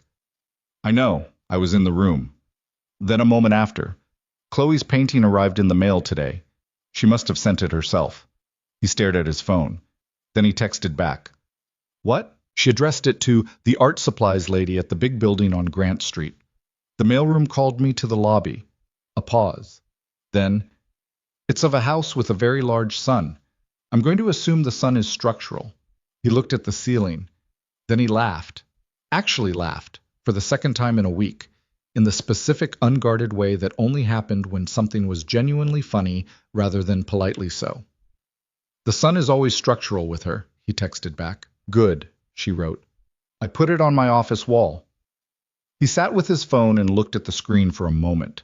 Then he set it down and went back to the floor plans. The weeks that followed had the quality of things finally moving in the direction they were supposed to move. The subfirm interviews went well. The principals from the Hill District Community Center project came in and made exactly the impression Ethan had hoped for, and Wallace Chen shook hands with all 3 of them with the specific approval of a man satisfied by due diligence. The construction schedule was finalized. The site survey team went out to the Hill District location on a cold Thursday, and Ethan stood on the corner watching them work, his breath visible in the air, looking at the piece of land that was about to become something. Victoria came to the site survey. Not officially. She was there in her long gray coat, without an entourage or a schedule, standing slightly apart from the team and looking at the lot with an expression Ethan couldn't read from 10 feet away. He walked over. They stood beside each other looking at the same piece of land. "You didn't have to come out here," he said. "I wanted to see it," she said. "The actual ground." She paused. "It's different from a floor plan." "Always is." She looked at the empty lot. At the streetscape around it, the school 2 blocks north, the transit stop at the corner, the community grocery that had survived the neighborhood's economic shifts and was still there, still open. She'd done her own research on the location, he understood. She probably knew the transit schedule and the school enrollment numbers and the block-by-block vacancy rate. "It's the right place," she said. "Yeah," he said, "it is." They stood in the cold for a while. The survey team moved across the lot with their equipment. A kid on a bicycle went past on the sidewalk. Somewhere a few blocks away, a dog was barking with the unfocused persistence of a dog that had forgotten why it started. "My assistant got the birthday cake that night," Victoria said. He turned to look at her. "She cried a little," Victoria said. "She's not a crier. She was embarrassed about it." A pause. "She asked me last week who the man was. I told her I didn't know at the time." "What did she say?" "She said that was a good thing that happened," Victoria said. "Very simply, like that. Just, that was a good thing that happened." He looked back at the lot. "Yeah," he said, "it was." The cold was genuine now, November deep in its bones, and his breath and hers were both visible in the air, separate, the same temperature. Somewhere in his jacket pocket was the yellow crayon sun, creased now from weeks of carrying, the paper soft at the folds. He didn't take it out, he just knew it was there. Victoria pulled her coat tighter. Neither of them moved to leave. The survey team worked across the empty ground, measuring the space where walls would be, where windows would go, where light would eventually fall in the specific deliberate way of something designed to matter. Ethan looked at the corner of the lot where he'd put the community garden in the plans. He thought about the women who would sit there, the children who would run the paths between the plantings, the Tuesday afternoons, the resume forms, the housing applications, the ordinary specific work of giving people a next step. He thought about Sarah briefly, warmly, without the knife edge, the way it was getting easier to do. I heard you, he thought. I'm still here. The survey team called something across the lot, and he raised a hand to acknowledge it. Time to get to work. He glanced at Victoria. She was already looking at him. Ready? She said. Yeah, he said. Let's go. Construction began on a Monday in early February, which meant the ground was frozen, and the crew had to use industrial heaters to get the first footings poured, and the whole operation looked on that first morning considerably less cinematic than Ethan had imagined it over the previous 2 years. There was mud. There was a compressor that broke down before 9 a.m. There was a delivery of rebar that arrived 2 hours late and had to be restacked because someone had loaded the truck wrong. Marcus stood at the edge of the site in a hard hat, slightly too large for his head, and kept a running list of problems on his phone with the specific focus of a man who had decided problems were just the material of forward motion. Ethan stood at the corner where the community garden would eventually be and watched the crew work and felt something he hadn't felt in a long time. The specific, grounded satisfaction of a thing that had existed only in his head and on paper beginning to exist in the physical world. Architecture was like that, and he'd missed it. Not the drawing, not the calculations. He'd kept doing those. But this, the morning when the ground finally opens and you understand that the idea is going to become weight and volume and light, that it is going to be real. He took a photo of the site with his phone. Nothing dramatic, just the frozen ground and the crew in their yellow vests and the Pittsburgh winter sky above it, flat and white. He sent it to Victoria with no caption. She texted back 12 minutes later. How does it feel? He thought about that for a moment. Then he wrote, like it's actually happening. Because it is, she wrote back. He pocketed his phone and went back to work. The months that followed were not a montage. That was what Ethan would have told you if you asked him later what the construction period was like. It was not a clean sequence of progress shots and satisfying milestones. It was 5 days of good forward motion followed by a week of supply chain problems. It was a structural engineer who found a discrepancy in a load calculation on the 3rd floor and cost them 11 days while the design was reviewed and the fix was implemented. It was a dispute with the city's permitting office over the community garden's irrigation system that required 4 meetings, and the patience of someone who had more patience than Ethan naturally possessed. It was also Marcus bringing breakfast sandwiches to the site on cold mornings and leaving them in the trailer for the crew without announcement. It was Dr. Sandra Park from the Sterling Board visiting the site in March with 3 of her graduate students and spending 2 hours asking questions that made Ethan think about his own design choices differently, which he appreciated even when it was uncomfortable.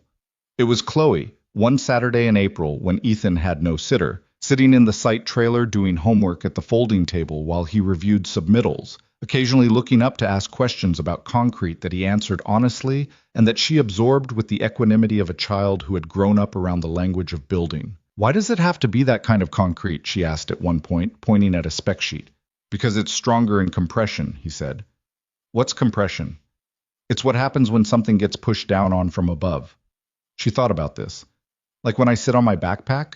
Exactly like that. She nodded, satisfied, and went back to her spelling words. He went back to the submittals.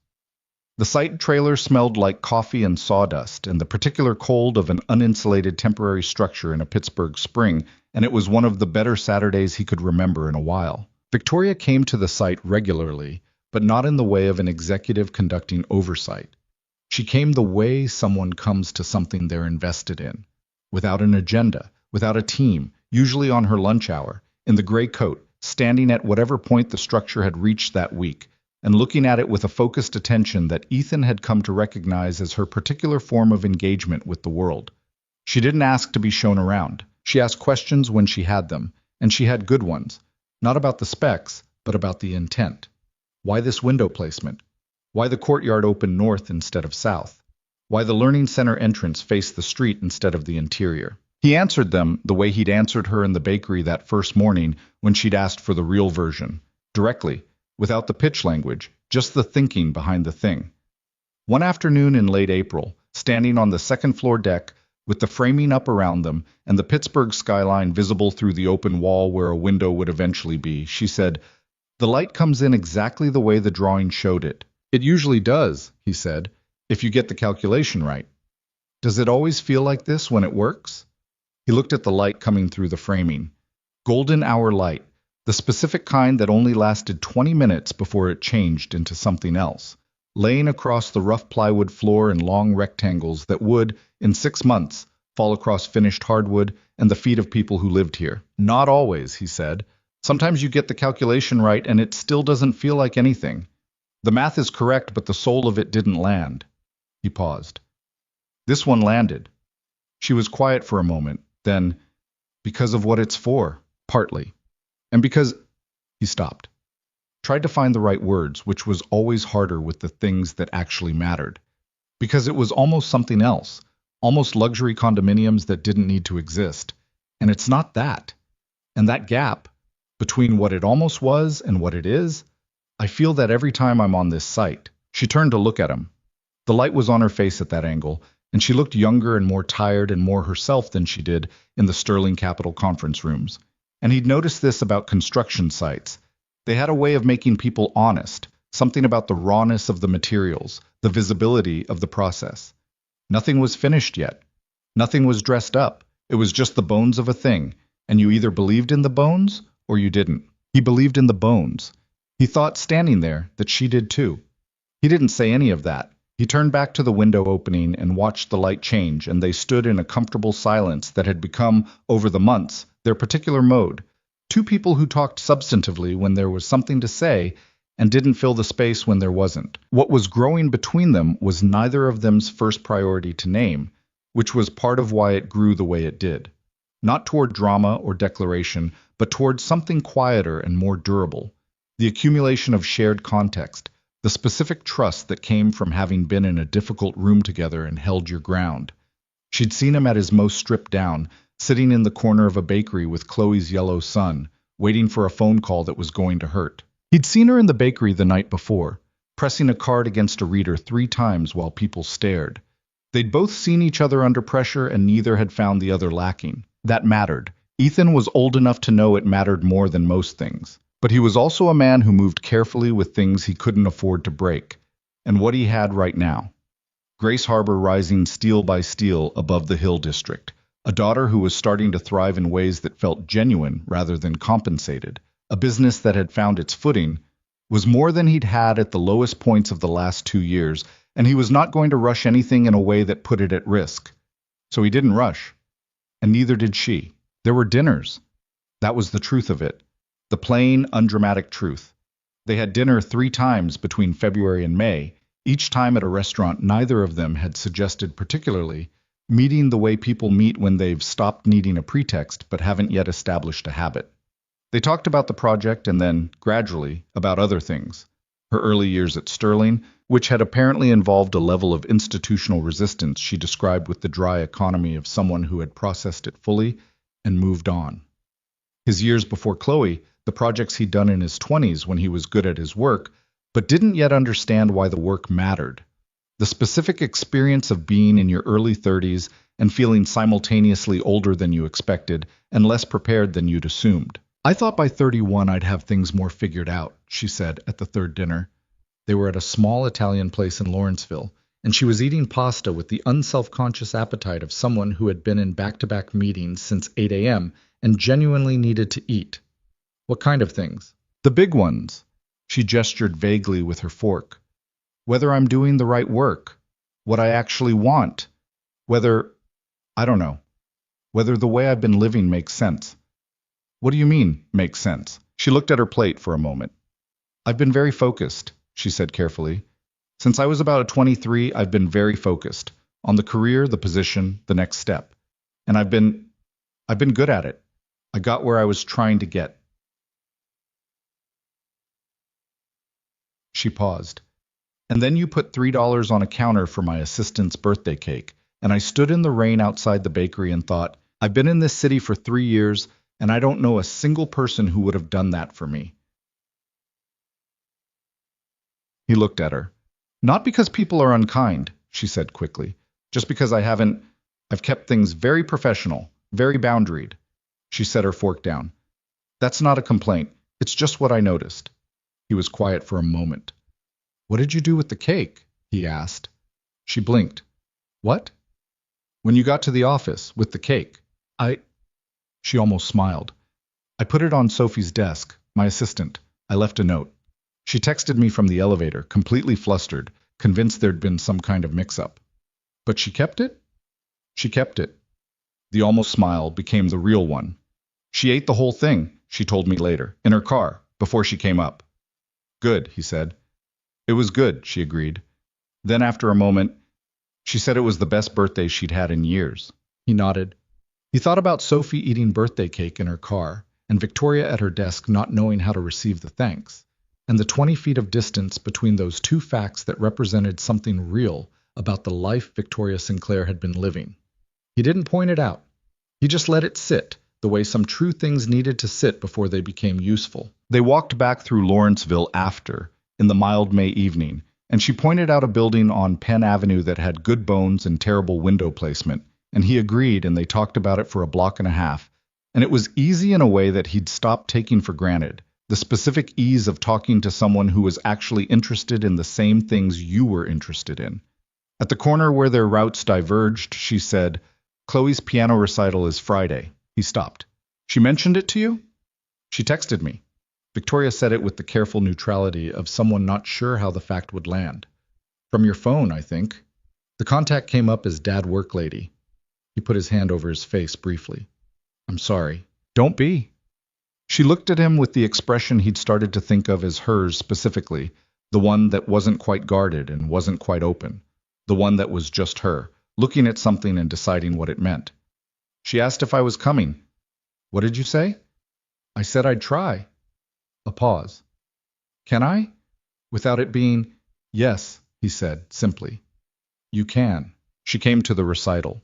She sat in the second row of the school auditorium alongside other parents and grandparents and assorted siblings who were being variably well-behaved, in her gray coat, looking slightly out of context in the way that someone looks when they're somewhere they haven't been before but have decided they want to be. Chloe played her piece, a simplified Chopin that Mrs. Okafor had pushed her toward over Chloe's initial resistance, on the correct theory that Chloe was ready for it, even if Chloe didn't know that yet. She made one mistake in the middle section, corrected it, and kept going without the visible self-correction that some kids did, the wince and restart. She just kept going, and the piece landed, and the auditorium applauded. Chloe looked out from the stage and found Ethan first, then Victoria, and the expression on her face was not surprise. She'd known Victoria was coming, but something else. Satisfaction, maybe. The satisfaction of a plan that had worked. After, in the lobby, Chloe walked directly to Victoria and said, Did you see the part in the middle where I fixed it? I did, Victoria said. Most people don't notice.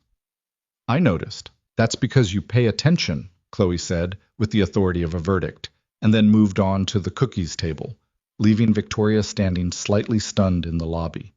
Ethan came to stand beside her. She's been watching you, he said. I know, Victoria said. She was still looking at where Chloe had gone. She's been watching me since the first time I came to the apartment. First time you came to the apartment? In March, when we went over the construction contract revision. She glanced at him. She pretended to be doing homework at the kitchen table. She had the same worksheet open for 45 minutes. He thought about this. I had no idea. She's subtle about it, Victoria said, and the corner of her mouth was doing the thing again, the precursor. She's 8, but she's subtle. She gets that from her mother, he said. Said it simply, without the particular weight that mentioning Sarah used to carry with it. Not because it hurt less, but because the hurt had found its proper place. Not at the surface of every mention, but deeper, where things go when you've made room for them. Victoria looked at him. She understood the distinction, he thought. She was good at those. She would have liked the project, Victoria said. Yeah, he said. She would have loved it, actually. She would have shown up at the site every week with coffee for the crew and opinions about the courtyard planting. Victoria smiled. Not the almost smile. The real one, full and brief and unguarded. It changed her face in a way he'd come to think about more than was probably useful. Come on, he said, before Chloe eats all the cookies, and we have to explain that to someone. She laughed, and they went. The federal investigation into Leonard Graves and Daniel Whitfield was announced in late June, which Ethan learned about from Marcus, who learned about it from Priya, which was the supply chain through which most of their Sterling Capital information still traveled. The investigation covered the committee communications, the fraudulent document alteration, and a pattern of bid manipulation in two earlier developments that the audit had uncovered as a secondary finding. Whitfield had apparently cooperated with investigators, which had the effect of accelerating the process significantly. Ethan read the news article about it once, thought about Graves sitting across the conference table saying no offense intended, in a voice that made it clear offense was entirely intended. Thought about the altered financial figures and the cold pizza and standing at the kitchen counter while Chloe sang in the bath. He closed the article and went back to the Grace Harbor submittals. He wasn't carrying bitterness about it, or not much. He'd examined his own feelings on the subject with the honesty of a man who knew that bitterness was expensive and he couldn't afford expensive right now. What he felt was something more like, it happened, it's over, and the building is going up anyway. The building was going up anyway. That was the part that mattered. What he didn't expect was the morning in July when Victoria called him from the parking lot of Sterling Capital, and her voice was doing the carefully even thing that meant something was wrong. I need to tell you something, she said, before you hear it from somewhere else. He stopped walking. He was on the Hill District site, halfway across the courtyard. The summer heat was real, the crew moving around him with the focused economy of people used to working in it. The steel was up. The floor decks were poured, the building was starting to look like a building. Tell me, he said. The board met yesterday afternoon, she said. They've approved an expansion of the Grace Harbor model.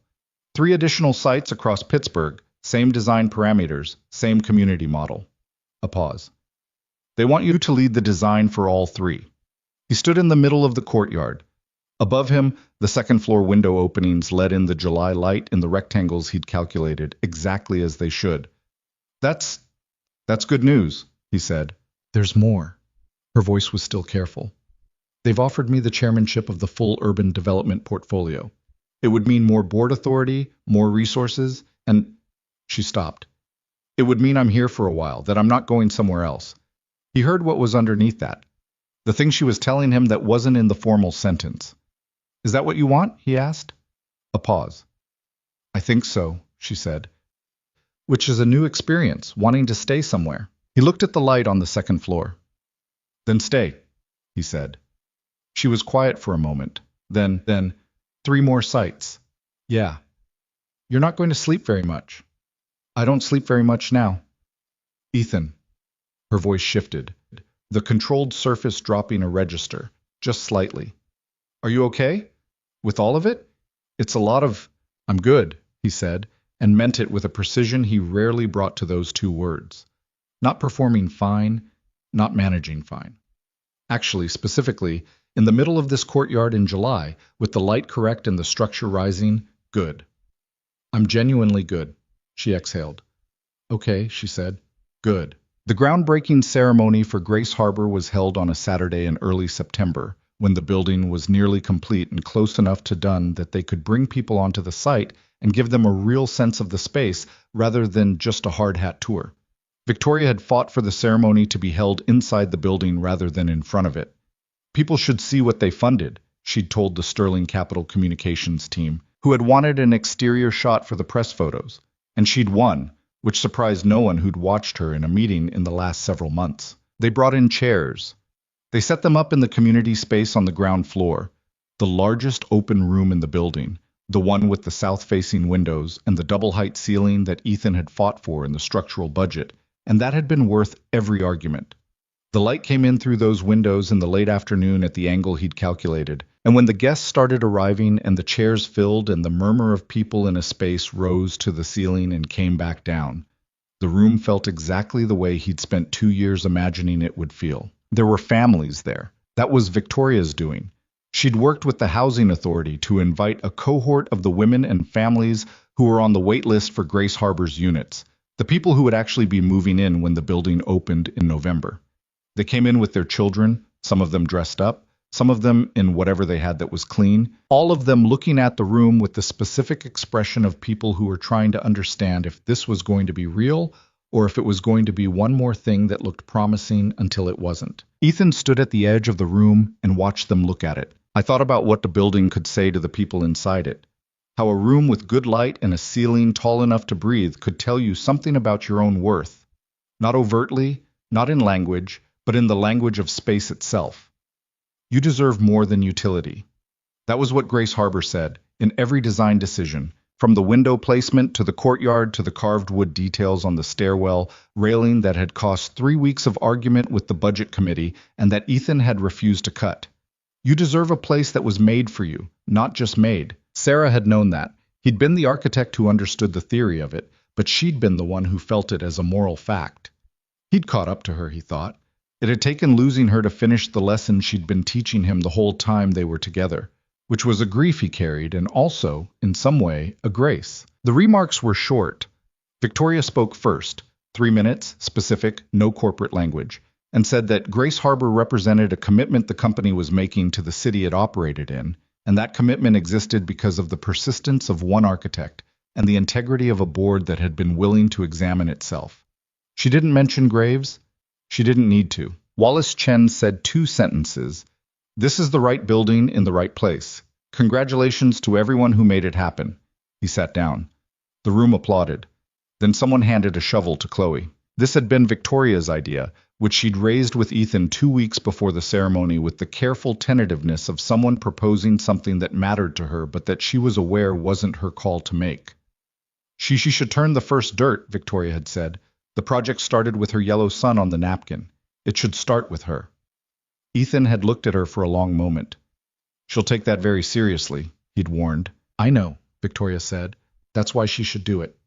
Chloe took the shovel with both hands and walked to the patch of interior courtyard soil, the section of the ground floor garden that the ceremony planner had staged with a mound of fresh dirt, with the gravity of a person who understood that she was doing something that counted. She was in her best dress, the blue one with the small yellow flowers, and she'd worn the plastic flower headband, which Ethan had decided not to comment on. She set the blade against the dirt, looked out at the room, found Victoria first, then Ethan, then the row of families in their chairs who were watching her with the specific attention of people who needed this to be real. She pushed the shovel in, turned the dirt. The room applauded. She turned to her father with an expression that was trying very hard not to be as pleased with itself as it was.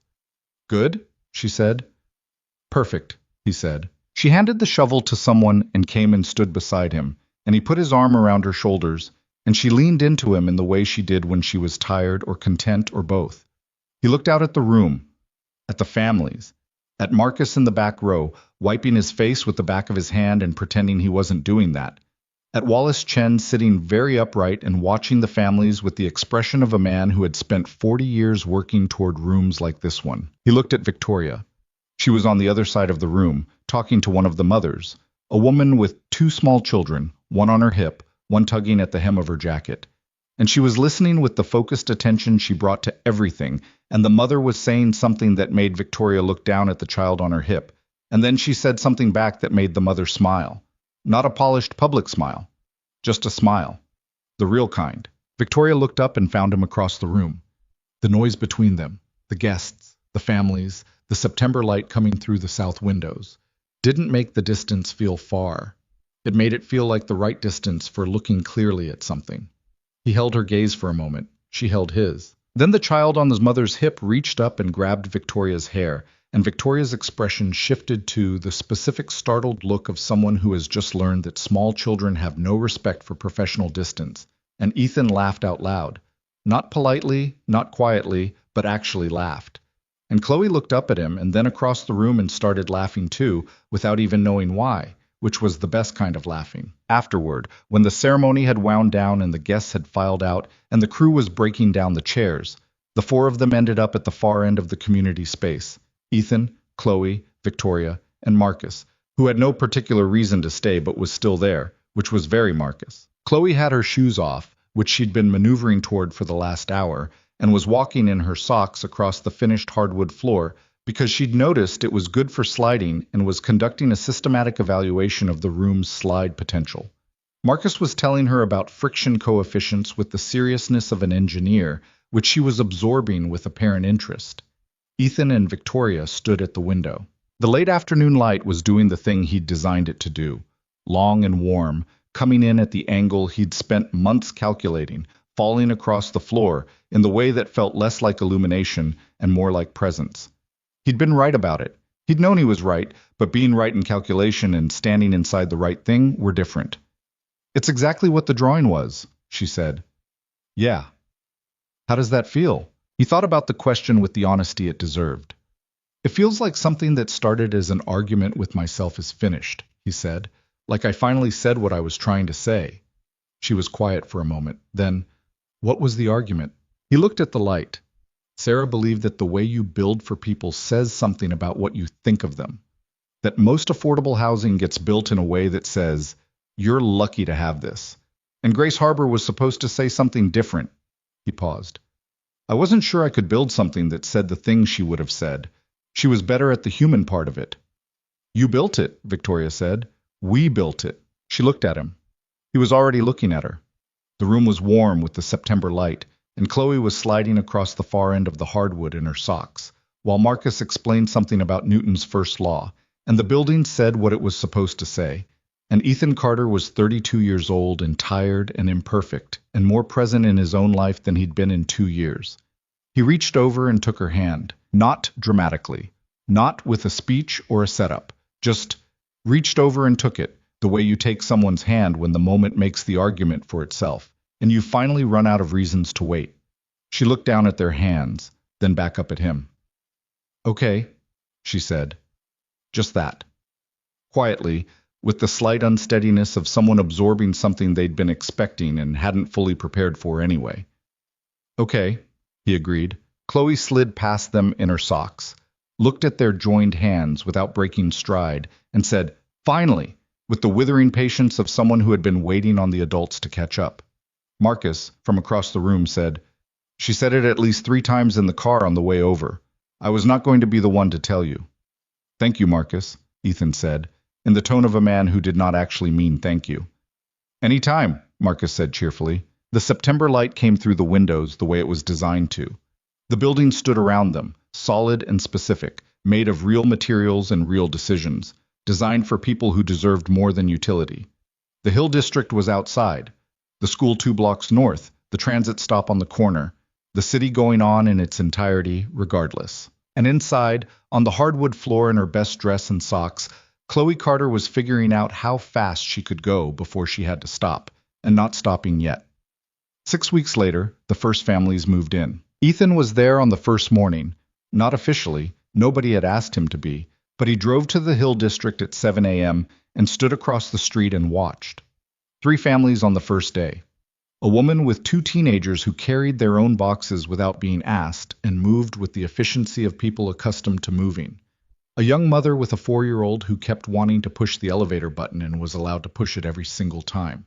An older woman, 60s, alone, who stood in the entry vestibule for a long moment before she went in, just stood there, looking at the space, the light coming through the east windows at that hour, the carved wood of the stairwell railing, and then walked forward with the straightened spine of someone who had decided to believe this was real. Ethan watched her go in. He stood on the sidewalk with his hands in his jacket pockets. He thought about a rainy Tuesday in November and $3 on a bakery counter, and the particular logic of small choices, how they accumulated, how they connected, how an act done without calculation on a wet evening could pull a thread that unraveled things that needed unraveling and built things that needed building. He'd never believed in clean narratives. Life was not a story with a lesson at the end of it, but sometimes the shape of things resolved in a way that felt like meaning, not because meaning was guaranteed, but because enough people had made enough choices in the same direction. He'd made his choices. Victoria had made hers. The board had, in the end, made theirs. And the building was there, real and specific and full of light. His phone buzzed. A text from Victoria. Are you at the site? He smiled. How did you know? Because I know you, she wrote. Are the families moving in? First ones, he wrote. A pause.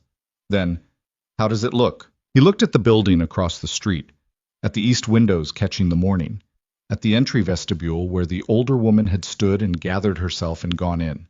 Like what it was always supposed to be, he wrote back. Another pause, longer this time. Then, I'm bringing Chloe to the bakery Saturday. Lena says she's been asking about the lemon cake. You're welcome to join us if you want. He stood on the Hill District sidewalk in the October morning. The city was going about itself all around him.